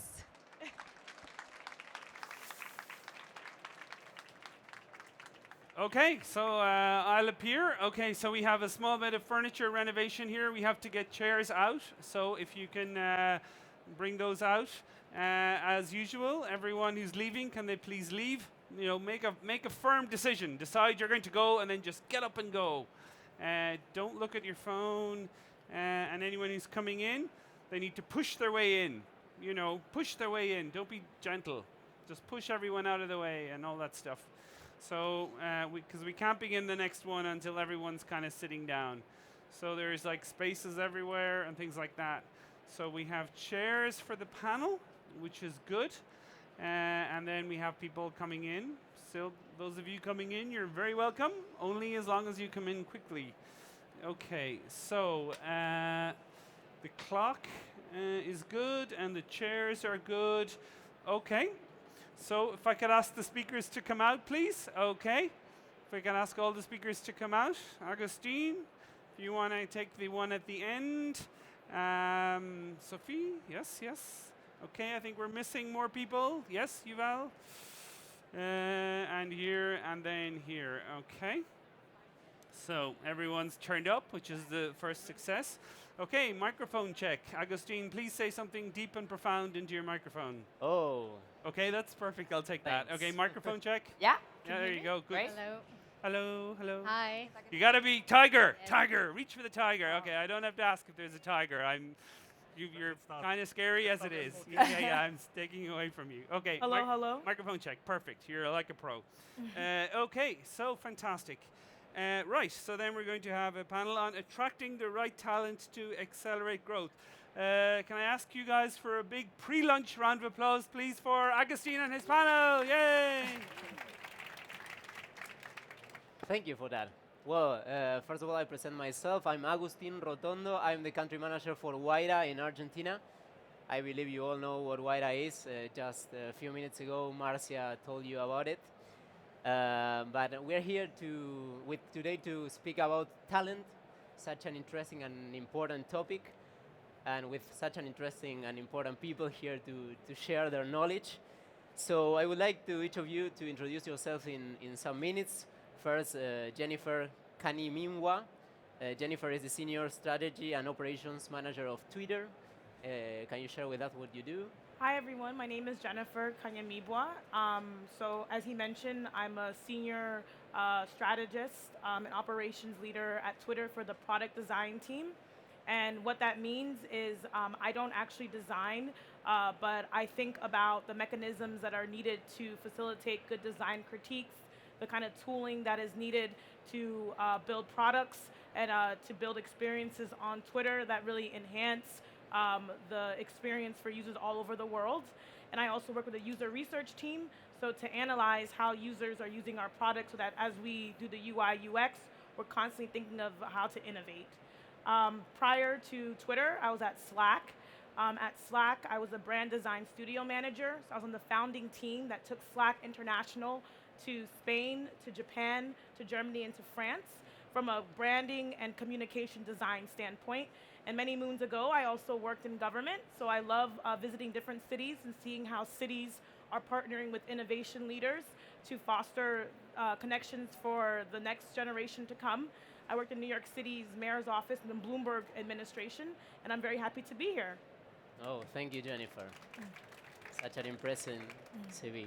Well, then we got Yuval Avni. Yuval is the co-founder and partner from Swan Lab, and he is also a doctor. That's also really impressive. So, hi everybody, hola. So I'm Yuval, indeed I'm the co-founder and partner in Swan Lab. Apparently they don't hear me, or now it's okay? Okay. Very well. So I'm the co-founder and partner of Swan Lab. Swan Lab is an early stage Madrid-based fund. Although I'm not Spaniard, I'm Israeli by origin. It's a joint venture between a team from Israel and a team from Madrid. And we are looking for B2B enterprises here in Spain, all around Spain. Already invested in more than 9 companies and been active here very much. So I'm a VC in Israel as well. I manage a fund in Israel. And prior to me managing a fund, I manage a company. And prior to that, I was a surgeon. So I've been around, and I bring a bit of a diverse background to my investment team as well. thank you very much, Yuval. Then we got Sophie Bruchou. She's French, that's why the Bruchou. And Sophie is from ID Invest. She's the leader of the Spanish markets. So yeah. So hi everyone. So just like you said, I work for ID Invest Partners. I've been there for 3 years. I'm an investment manager. And I'm in charge of scouting in Spain. So a little bit about ID Invest. So we are the largest French VC. We're also one of the largest in Europe. We invest all across Europe, but the entire investment team is based in Paris. We invest from C to Series C, with tickets going from 1 million to 30 million euros. And we are completely industry agnostic, so we invest in both B2B and B2C. Actually, in Spain, we've been pretty active with the most active non-Spanish fund in Spain. So we've backed companies in the likes of Glovo, 21 Buttons, OnTruck, Social Points, etc. thank you very much, Sophie. And last but not least, we got Anne-Christine Rupp. Yeah. Founder and CEO of Eaton Partners. Yeah. Yes, so as Agustin mentioned, I'm founder and CEO of Eaton Partners. So we do executive search. We focus on C-level, VP, and director level roles for tech startups, typically post-Series A companies that are either looking to strengthen their C-level management team or enter new markets and looking for senior management in the new markets. We've worked with more than 150 companies. So we started and worked with companies like Uber, Airbnb, Zomato, and House, supporting them with their international rollouts. So yeah, attracting talent, that's definitely something that I work with on a daily basis. And prior to starting, so I started Eaton Partners myself 7 years ago. Prior to starting Eaton Partners, I was head of co-founder and senior executive recruiting for Rocket Internet, where I was responsible for about 75 portfolio companies in 50 countries. So, and did a lot of their international rollouts back in the day. Thank you very much. And well, I told you it was a very good and impressive panel. So let's start with Jennifer. And I would like to start speaking a little bit about building a team. And from your experience in Twitter and also in Slack, which are the main skills that you look for in people when you are looking for building a team? Well, one thing that I think is interesting is if I speak about my time at Slack, a lot of us, we were the first in our role, the first to do anything and everything. We all came from very different backgrounds, but we really had to trust each other. So I think the first thing is you look for people who are open to trust, because you can't make it work if you are not someone that's open to trust. I think there's also a sense of resiliency. You can tell resiliency by someone's story, how they present themselves, what kind of person they are when things are not going well. I'm actually more interested in people telling me about harder times than good times and everything was great and we accelerated and we grew and then it was Series A, B, C, and then everyone got, I'm more interested in what happened maybe during a gap in your resume. How did you bounce back from that? Or how do you approach situations where you don't think the same as everyone else, but you still have to work for the same goal? So it's really, for me, I think it's a trust. I think there is a sense of resiliency. And I think that the final thing is, when I think about my team at Twitter, it's this idea of continuing to be open. It's very easy to be in a company that's been around for a long time to keep doing the same thing over and over again. So you have to be around people who are open to change. Change can be very scary, but if you want your product or if you want your company to grow, then you have to constantly be thinking about ways to innovate and not get comfortable. So people who are very, very open to getting outside of their comfort zone. Well, amazing approach. Thank you very much. And you, I would like also to know your what do you think about it from your VC point of view? What do you look for in a CEO or in a C-level manager from a startup? First of all, we look for teams. We don't just look for a CEO or for one C-level. We prefer to invest in teams. And it's very important because nobody is perfect. Nobody can cover all of the aspects. So we look for teams that one can complement one another. One very important thing that we need to have is that any of the C-level must have domain expertise, but they be master of his domain. If I meet a CEO as a potential investment and I know something about his industry better than him, most probably I shouldn't invest in him. So they must be master of the domain in a sense that they know everything. They know what's happening, how they came around, what their competitors are doing, etc. That's from the knowledge, the domain that they must have. On the other hand, we are going to team up with them. We're going to be partnering with them. So we need somebody that we can speak in the same level, share the same values in a sense. So it's something that it has to be an all-around player, an all-around team that eventually can complement one another, really know their domain, and eventually we can correlate to them on a personal level and eventually team up with them. So in a sense, that's what we're looking for. Wow, amazing. So we're speaking about values, about knowledge, knowing deeply about the area of expertise. And also you mentioned resilience, which is very important, and being open. Just some highlights of the things we're saying. And also, Anne-Christine, I would like to know, I mean, your approach, because when a startup knows what are the skills that they need, how can they do to attract the talent being a startup? Because it's not easy, they are competing with other big companies. And which is the typical package or things that the startup offer to maybe a C-level or anyone joining the company to attract that very interesting profiles? Yeah. So I think it really depends on the stage of the company. If a company is very early stage and around seed stage, I mean, you're not attracting people with salary. That's not going to happen. So initially, it is hiring mainly through your own network. And then as the company grows, it's then expanding. Another thing I would also say is initially, companies hire generalists and also often quite young employees who have less experience but also have lower salary expectations. And some even, a lot of startups are also built by using interns and a lot of student workers to support that growth. So it really depends on the stage. Initially, it's your own network.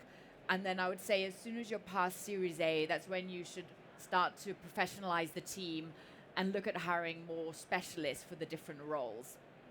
And again, even by Series A, it's seldom that companies are attracting the best talent based on compensation package, because you're still not able to compete with the large, with later stage companies or even corporate companies.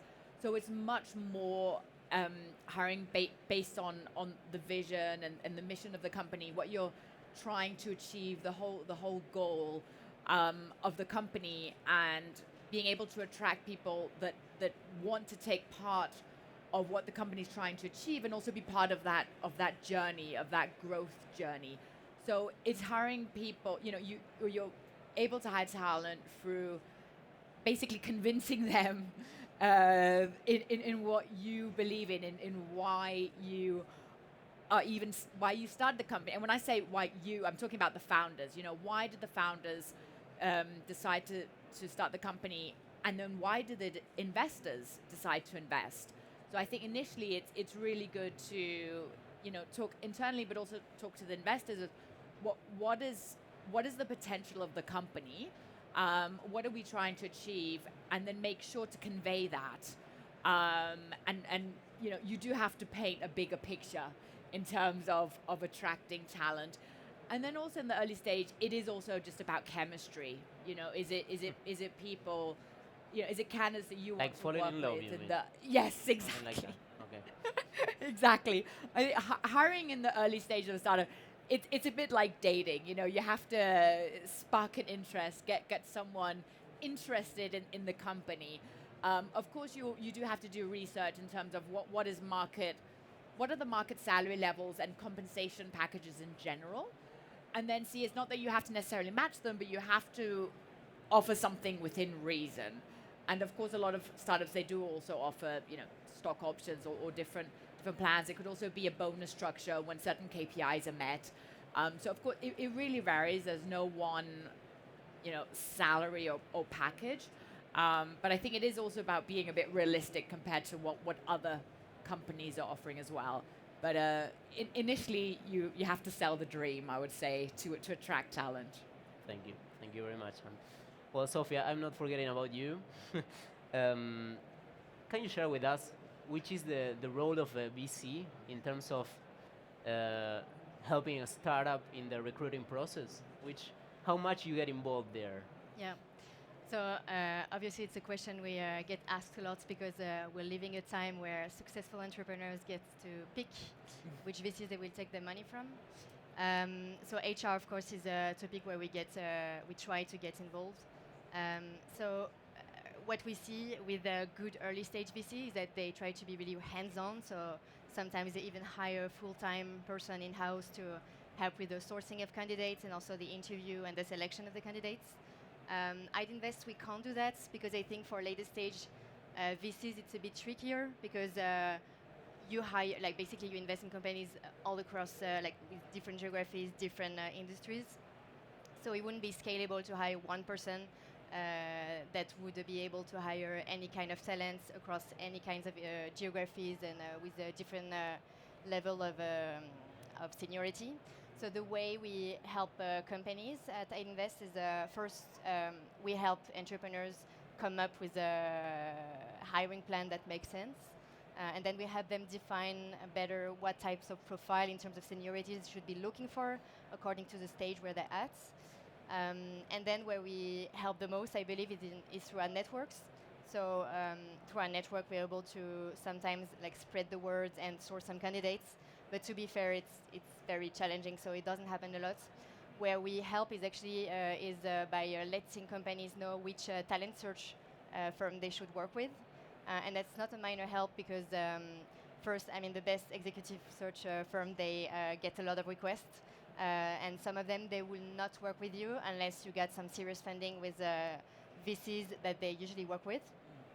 So we help them save a lot of time identifying which talent search they should work with, and then we connect them with them. And then the last part where we help is during the selection. Sometimes we get involved, once the company has identified a couple of top candidates, we help them interviewing them, not only to help them select, but also sometimes we step in to convince the candidates to join the company. And obviously we help by giving the money and giving a strong brand for the company to attract talents. Okay, so it's very relevant to help the company to find out what's the profile they really need, and then to help them to fall in love with the company. And actually, sorry, just to comment to that, in terms of attracting talent, because we partner up with a lot of VCs, and it does really help in terms of attracting talent if you can get the investors involved or if you can get external experts involved in the hiring process. So if the candidates also get to speak to the investors, then the investors can also help sell the position as well, but also make the position, the company, a bit more valid as well, help validate the opportunity. Thank you very much. Well, Jennifer, we have been discussing a little bit about attracting talent, but what about retaining it? What about when you already have, as a startup or as a company, the talent there? What can you do to retain it and to make the people stay with you? I think it's about giving people the right type of growth opportunities. I think a lot of times, especially in our industry, which is innovative, people kind of stretch themselves pretty quickly.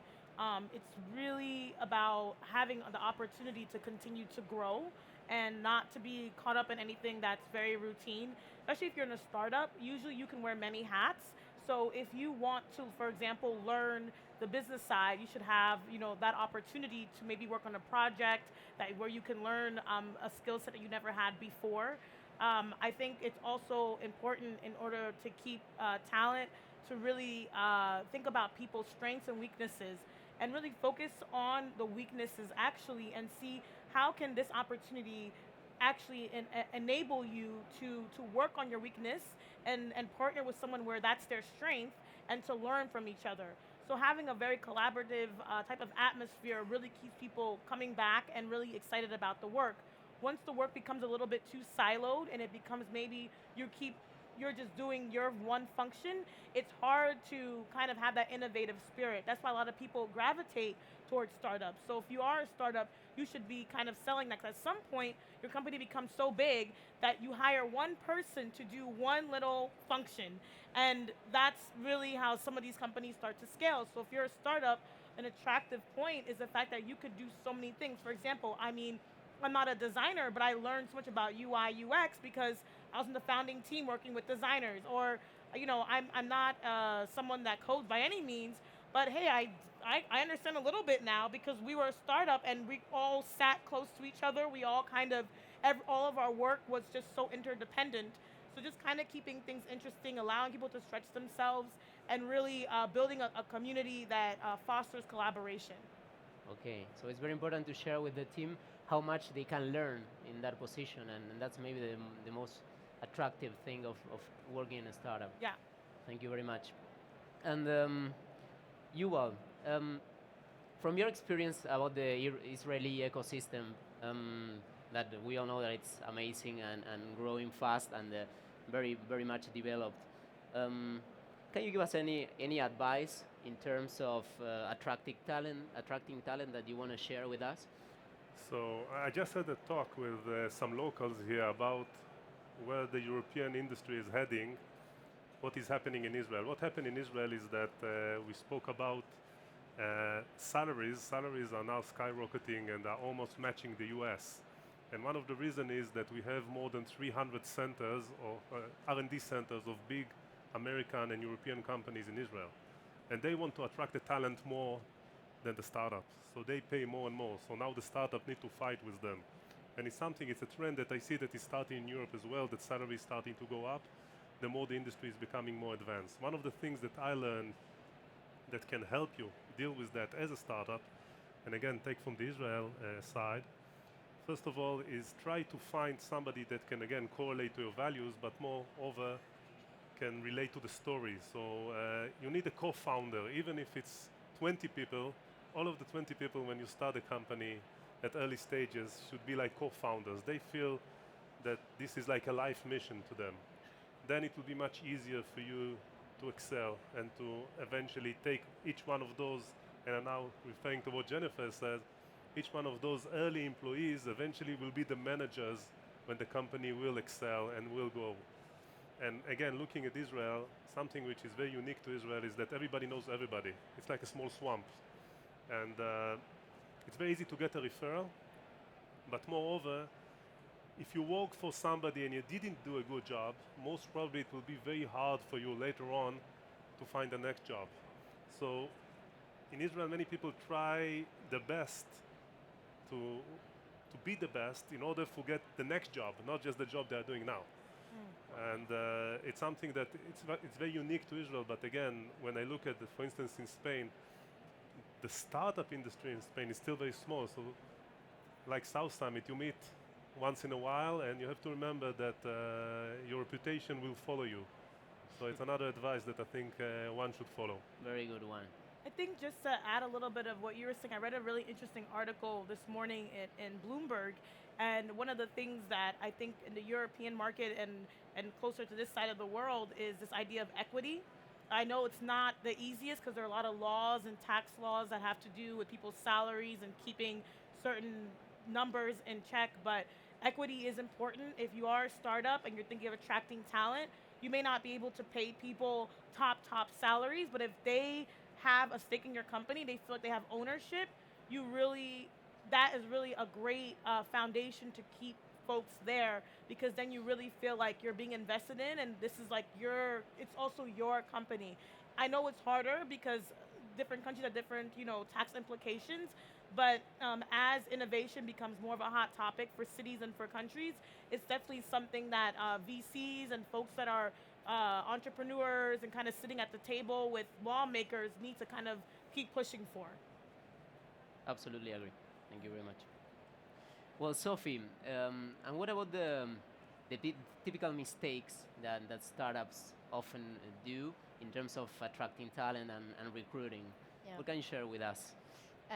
So actually, very recently, we interviewed all our portfolio companies to understand how they were sourcing candidates. And it turns out like there's no silver bullets. So like one mistake that some companies do is not diversifying enough their channel to source candidates. So of course you have to work with the right talent search firms, but it's also important to for example, ask for your employees to spread the word about the job offers and recommend some employees. So really diversify your channels. To go back on your point, so I think referrals is something we do really bad in Europe because we don't have a strong tradition when it comes to referrals. So because we learned from the US that you should get reference on the employees. Some companies they try to do that, but they do it in a terrible way. So how they do it is they ask the candidates what would be the people they should reach out to get reference, and then they basically just send an email and ask, okay, how was the candidate? It's something terrible. It's completely useless. How you should do it is get backdoor reference. So this is when, for example, VCs can be very helpful because we have the network to potentially get those backdoor reference. And then you pick up your phone, don't write emails, it's useless. People will never trash anyone over mail. So you really, you ask over phone, and you really ask specific questions to really validate the quality that you want to make sure the candidate has. And another thing I think that companies get wrong sometimes is when they get their own employee involved in the recruitment process of executives, they don't take the time to train employees to conduct proper job interview. So most of the time, and I mean, prior to Invest, I was a product manager, so I had to interview my CPO as well.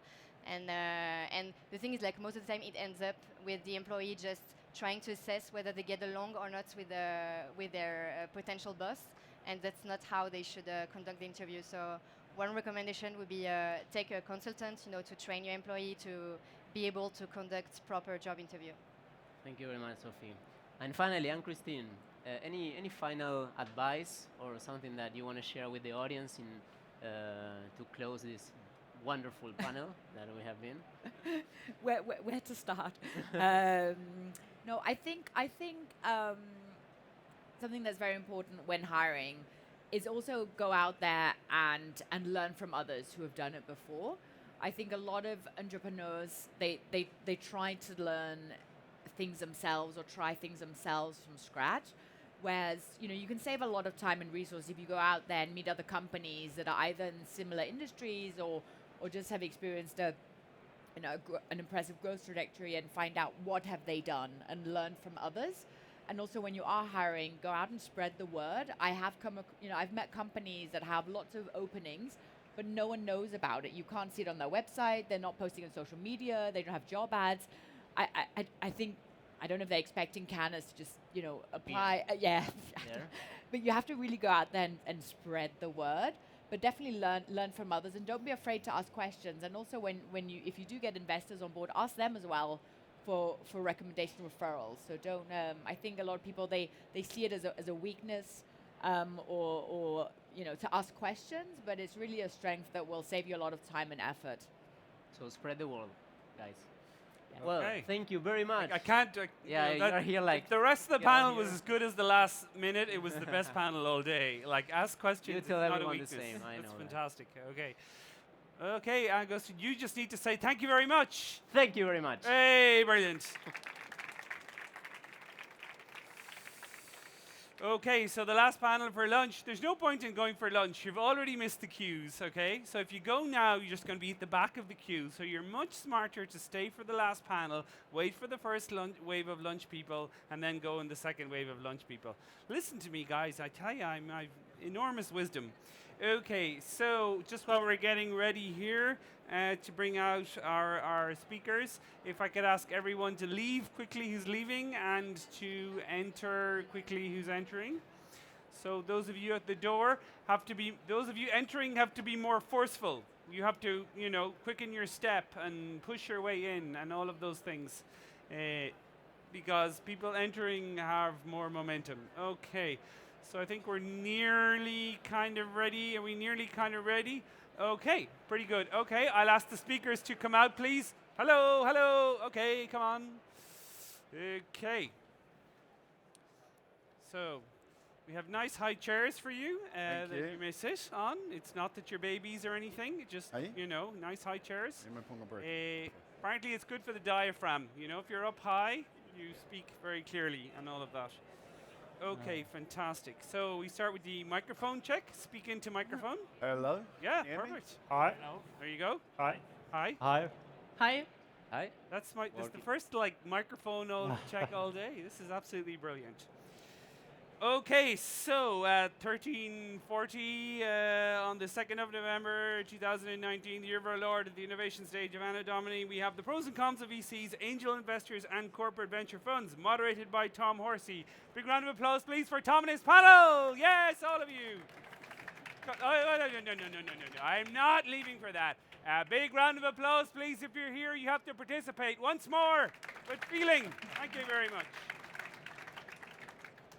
Okay, hi everyone, good afternoon. So we're going to talk briefly, 28 minutes, through 3 specific examples of raising funding, right? We have 3 startups, one that comes with a business angel. I double up as a business angel. We have another that comes in with a corporate VC, and we have another that comes in with a financial VC, okay? I'll just introduce us all very quickly. So Gregorio's from Ciclo Green, which is a platform for sustainable mobility plans for corporates, universities, and local authorities. Beatriz is who comes along as his partner, as the investor. She works as an investment analyst for Equity for Good, which is a social impact investor linked to a foundation that runs an acceleration program. Carlos comes from Vas Ventures, which is a fund set up by Martin Vasavsky together with Axel Springer. Fernando comes for Transeop, which is a logistics platform for sending pallets across Europe or within Spain. And Antonio comes to represent Mox, which is a last mile logistics provider specialized in food delivery with coverage in about 50 cities between Italy, Spain, and Portugal. Okay. So, just to start off, we're going to go through the process of raising capital. So Antonio, if you could start, as I got you next door. So if you could just talk through the process of raising capital, specifically from Vas Ventures, how long the process took you, what your main milestones were in that process, and how you actually got in contact with them in the first place. How we be in contact with Vas is about the networking that we had before, and the time that we spent in all this process was like 6 months.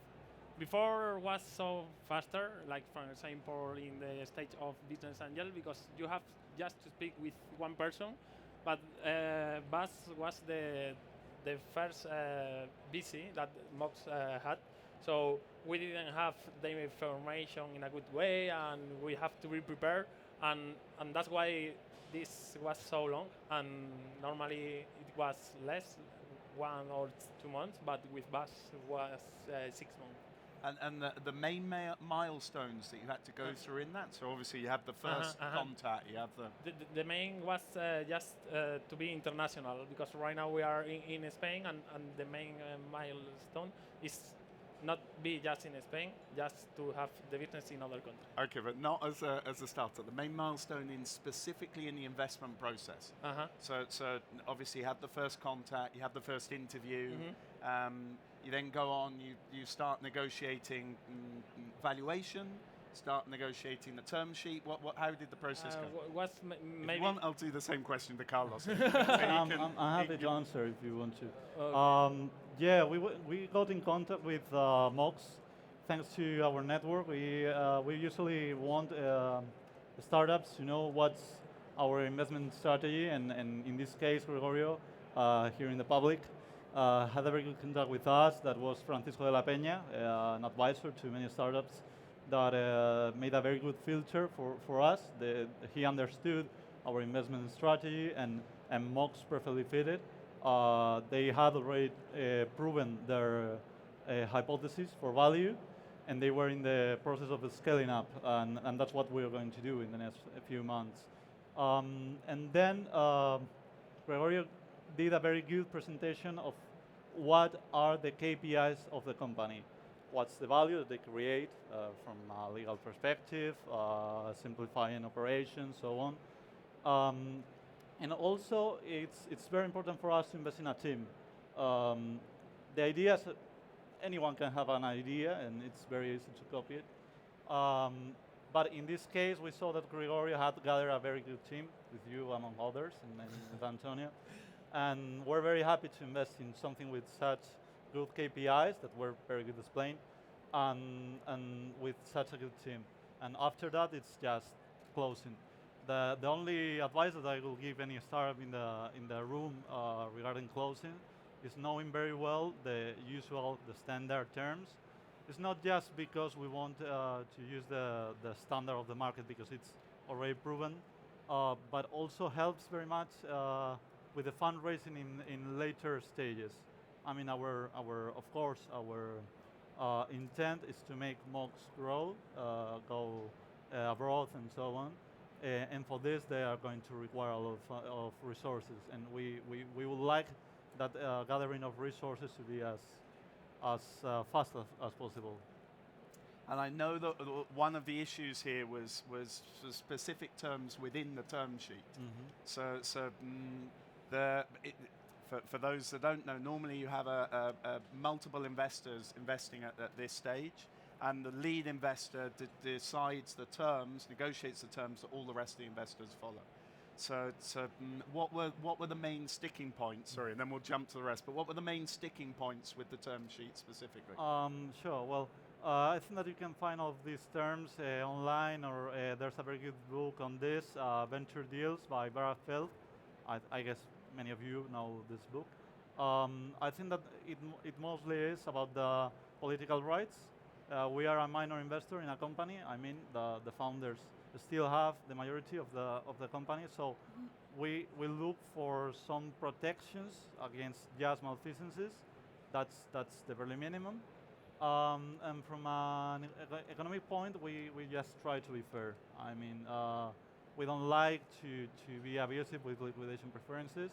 I think that non-dilutive liquidation preference is maybe too harsh for a founder because they can be unincentivized to perform at certain levels. But in some point, guaranteeing that if possible the company is not going to be a total write-off is very useful. So I think that those will be the two minimum points. You don't want Gregorio registering the trademark and selling it back to the company for $5 million or anything like that. Okay. All right, or buying a Gulfstream. Well, that wouldn't be a bad one. Anyway, next one. I'll jump to Ciclo Green, and we were going to do it differently, but we'll do Ciclo Green and then Beatriz. So Gregorio, if you could talk us through the process of the investment process with Equity for Good. In our case, we validated our business model, and then we're in conversation with some business angels, and then found the Ship2B acceleration program. And we already knew that it is one of the best acceleration programs in Spain, and we were quite well aligned because it was impact investment, and the acceleration program was focused on building successful startups that have a lot of social impact. So we entered the acceleration program, and thinking about milestones, first it was having validated the model before, then knowing each other during the acceleration program, that was a really positive experience. Then having another acceleration program giving us 100,000 euros, so we don't needed the money from the investors to survive.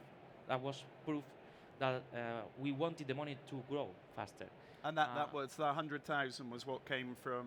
No, that came from. That came from Frontier Cities 2, which is an acceleration program from European acceleration program. Okay. But that was positive because it was clear that we were 4 founders working, and we have 100,000 euros. So we don't need the money to survive. Coming from the investors, from there to grow, and that was positive. And then another milestone was having a good lawyer to help us, which is Ricardo Torres, who is here also, helping us during the negotiation process.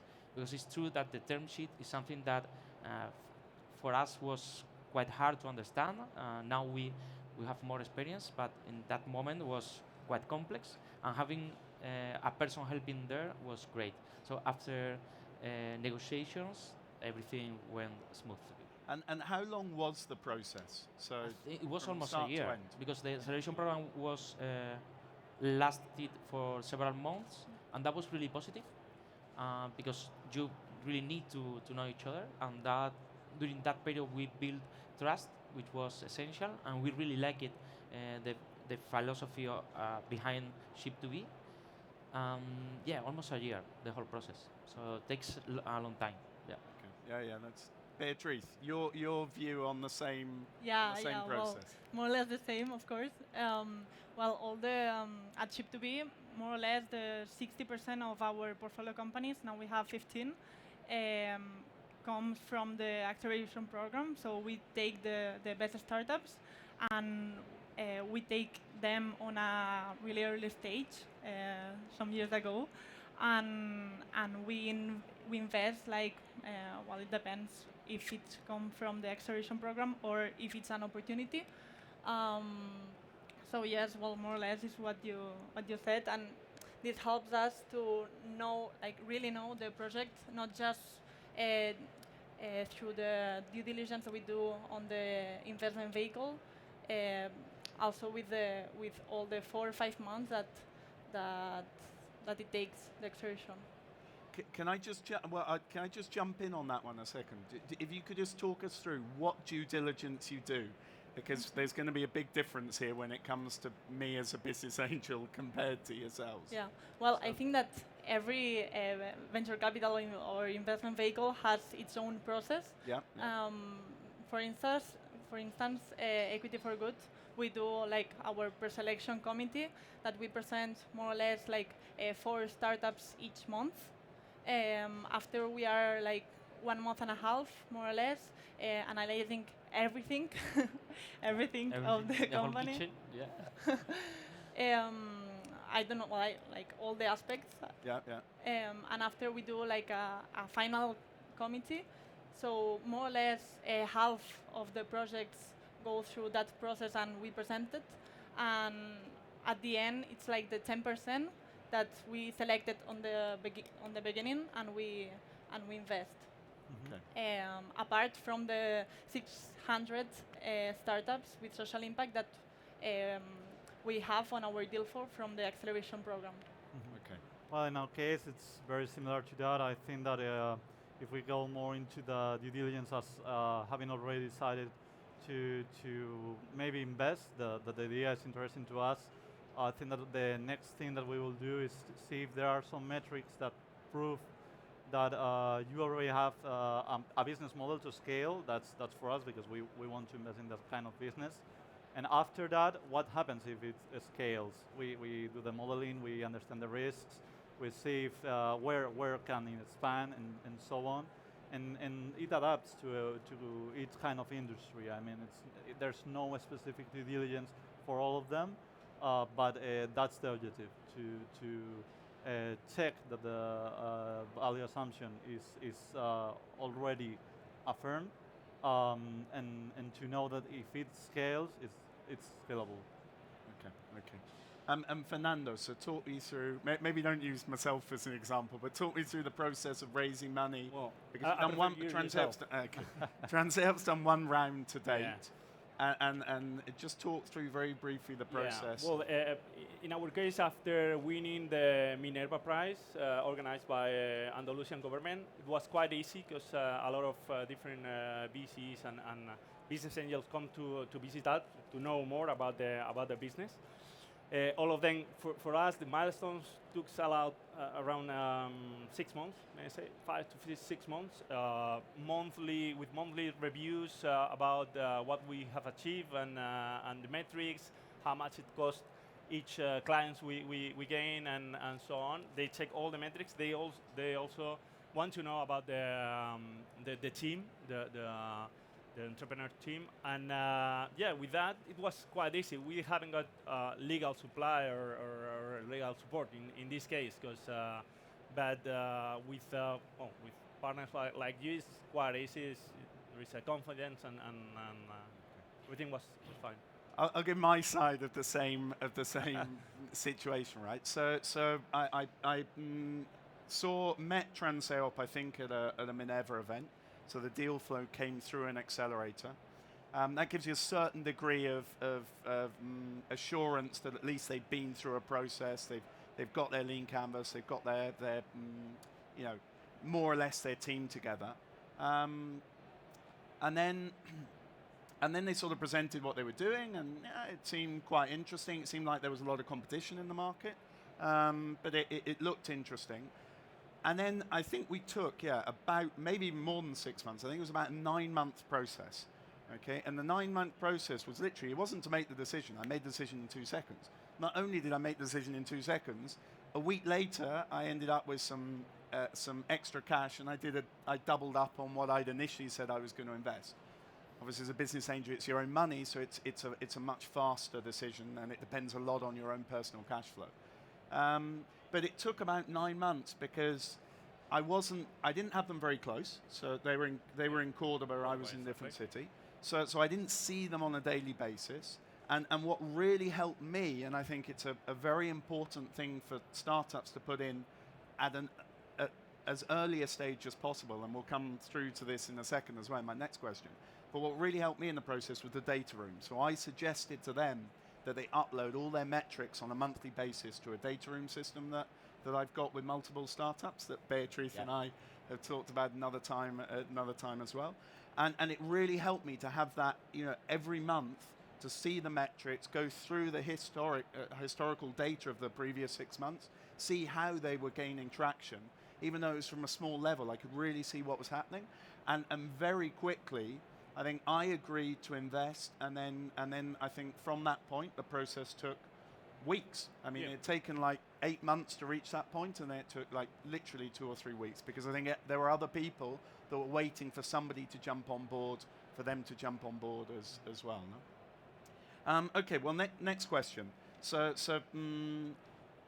Here it's slightly different from the investor side and the startup side, but and you've got to be honest, right? Okay. So what's the best thing and the worst thing for Mox having Vas as a be diplomatic, right? Having Vas as an investor? I know it's quite recent, but yeah. So I think that worst thing with Vas, we didn't find worst thing, but we find the first VC or financial external come to Mox to say how is it possible to escalate if different business VC or different financial external come to Mox, and will be easier the way to come to the business, because before was like, for example, we are working with Justit, and we are the major supply of Justit, and they are also in our company, but we didn't change so much the 10 ship or everything of this. And with Bash, they change all of this stage, and they do to Mox just to prepare that a bigger VC come to Mox, and the process it not will be 1 year or something like this. because we are ready to change. And right now, I think that we are prepared to receive a VC or another financial people to want to invest in MOX. So words we didn't find, but we work to be prepared for the next stage for the financial way in MOX. Okay, I think that's an important point. It goes back to what you were saying with scalability. That you know there has been there is a before and an after, in terms of just a feeling of a responsibility that you know now this is big time, right? So there has to be a big time team capable of raising, you know, a company that's worth 300 million euros in this instance. Okay, go on. Well, for I us, won't listen. Starting for the best part. Okay. Don't talk about the worst. No, I think the best part is well, we try to find people who is in our industry because can add value to the model. So all of the investor knows something about logistics. So it helps us to grow faster. And in this case with you, you know about mobility. Once you get in, a lot of people jump in or start to show interest on the company. The worst one, okay, we are more worried about metrics than you. So, because we are sharing all day and preparing reports, and we are worried about if the metrics doesn't work or are not too fancy for the investors. So that's I think the only bad point of having investors. Go on, Gregorio. Okay, I think there are a lot of good things to tell. So telling about the worst will be the negotiation of the valuation of the company. That was hard, but we learned a lot. So, but yeah, I think that's something I could give an advice to other entrepreneurs to think really about that, because in early stage it's more an art than a science. So it's going to be a hard negotiation, but you will learn for that. Once that goes well, finally, we really gain a lot having Ship2B as an investor. We learn a lot, and I think that investors really can make entrepreneurs better. The company will grow, and the entrepreneurs will have a lot of experience coming from information, knowledge coming from the investors, and that's a great opportunity. So, yeah. Cool. Go on then, Beatriz. Yeah, well, in that line, when you are really involved with a project, you grow with them. You can really do also commercial things for also other startups on the portfolio. And well, one thing that I didn't mention before was that apart from all the economic metrics, we also focus on social impact metrics. And if on an early stage we really mix the business model with those metrics, now that they are in the market, we can maximize this. So this is a really good point of being, for example, on the board. And well, as a negative part, when you are involved, you also take, for example, some frustrations, not just on Ciclo Green, just on every startup. So well, this is the worst part. And then just the slightly complicated question. But what would you improve on if there was something that you could ask Gregorio to improve on during the process? Not right now, because that comes out in everyday conversations. What would it have been? Carlos has said, read a term sheet before you come to the table, right? But what would yours be? Well, on that early stage, it's kind of difficult to ask everything on a startup. I don't know, like maybe have more experience or listen to other experts on the field could be a good advice. So. Yeah. Be more prepared before being close to close the investment and to negotiate the term sheet. So yeah, that will have been great. Well, it makes everybody's time, you know, much more efficient, right? So Carlos, you tell us the best and the worst things to date. Well, about the worst, I agree with Antonio that we had to work in the scalability of the term sheet and the legal conditions of the company, just to improve the fundability for saying something of the company. And if I had to say the best is actually Mox's problems that I usually speak of with our with your CEO. That is that he constantly calls me and tell me, well, I have this huge contract and we are C9, and so what's the problem, Gregorio? and the problem is that he has to hire a lot of people and work too much. But that's a very good problem to have.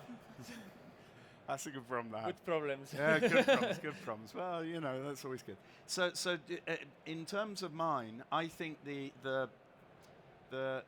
best thing that I've seen is that the company, from my stage, right? So each stage is different, but from my stage, best thing about Transeo was what they'd achieved with so little to date.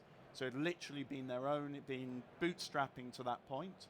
And I think when I got involved, it was on about 60,000 euros invoicing a month. So it was, you know, they'd really done a lot with very little from a city like Cordoba, where you're not that close to your clients and your providers as well, was really important. I think that the worst was, and this goes often, is that, okay, getting the metrics is great, but there has been a little bit of toing and froing in terms of what metrics I receive. So there's obviously some metrics that at a specific point in time will look prettier or less pretty to the third party, and they didn't want to ever send me the less pretty ones. So they'd send me, oh, we've had this many visits to my website. And I go, well, I don't care. I go, how many new clients have we signed? How much invoicing we done? How many palets have we sent? and there were certain times where it took a little bit of squeezing to actually get that information from them. And then just to finish off, so I'll go back to Beatrice a second. Allow yourself a little bit of a sales spiel. So how would you say that you are differentiated, and how did you differentiate yourself to other potential investors for Gregorio? I know it might be a little bit easier because it's social impact, but if you could, you know. Yeah, well, as I mentioned before, apart from all the metrics with social impact and maximize the when you are in the market, we also, and if not, correct me, commercial things, and we have a really big ecosystem of each sector that we focus. So I think that mainly is the contacts and for example, we have a really huge network of business angel family offices and venture capital that we are really close with them. So this could be one of them. Well, you've got an event on the 24th of this month, right? In Barcelona. So everyone I'll be there. Right. Carlos? Well, in our case, I will say that the difference in ourselves will be that our fund is initiated by Martin Varsavsky, the founder of Yastel, Jacom, many startups and many unicorns actually, together with Axel Springer, a very big company here in Europe. So we are joining the expertise of an entrepreneur with the expertise of a big company, and I think that's very valuable. We, of course, have a network thanks to that, but we also provide this kind of on-hand experience that we had before. I can vouch for that because I was in the first meeting that Gregorio had with yourselves and Martin. And when we walked out of that meeting, we were, wow, that was like when we sit down and have a beer and we're sort of brainstorming. It was energizing. For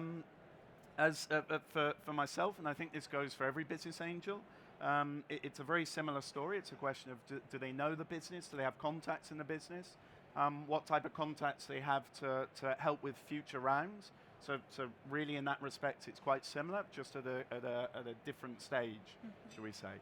Now we've got 1 minute, so I don't know. I'll go back. One piece of advice that you give to the crowd as a startup in terms of raising money. Very quick one. The things that to have important for your business is if your business will grow really fast and you need, for example, 1 million in the next year, never stop to grow your networking, because sometimes it's difficult to close some investment or something like this, and you have to provide our time and to have a plan A and plan B if something is not working. So that's this. That sounds very right. Start early, because the process, I mean, if you were in an acceleration program and it still took 9 months, imagine. Yeah. And it took 9 months for you, and yours was the quickest, and yours should have been the slowest in theory, right? Well, that's it. So I'm afraid we can't ask the question everybody else. Thank you very much for your time. Hope you've enjoyed it. You're the best moderator. There we go. The best moderator is the moderator that finishes on time. There's Oh, other there we- criteria. Okay, go away, have lunch. Thank it's you. all done. Okay, that finishes the morning program. So everybody out and go and have lunch and mingle and network and sign term sheets and pitch businesses and get investment and do all of those things. And we shall see you back here at 3:30, 15:30. Okay, 15:30 for more in the innovation. And I won't be here. So if you want to avoid me, come here. Okay.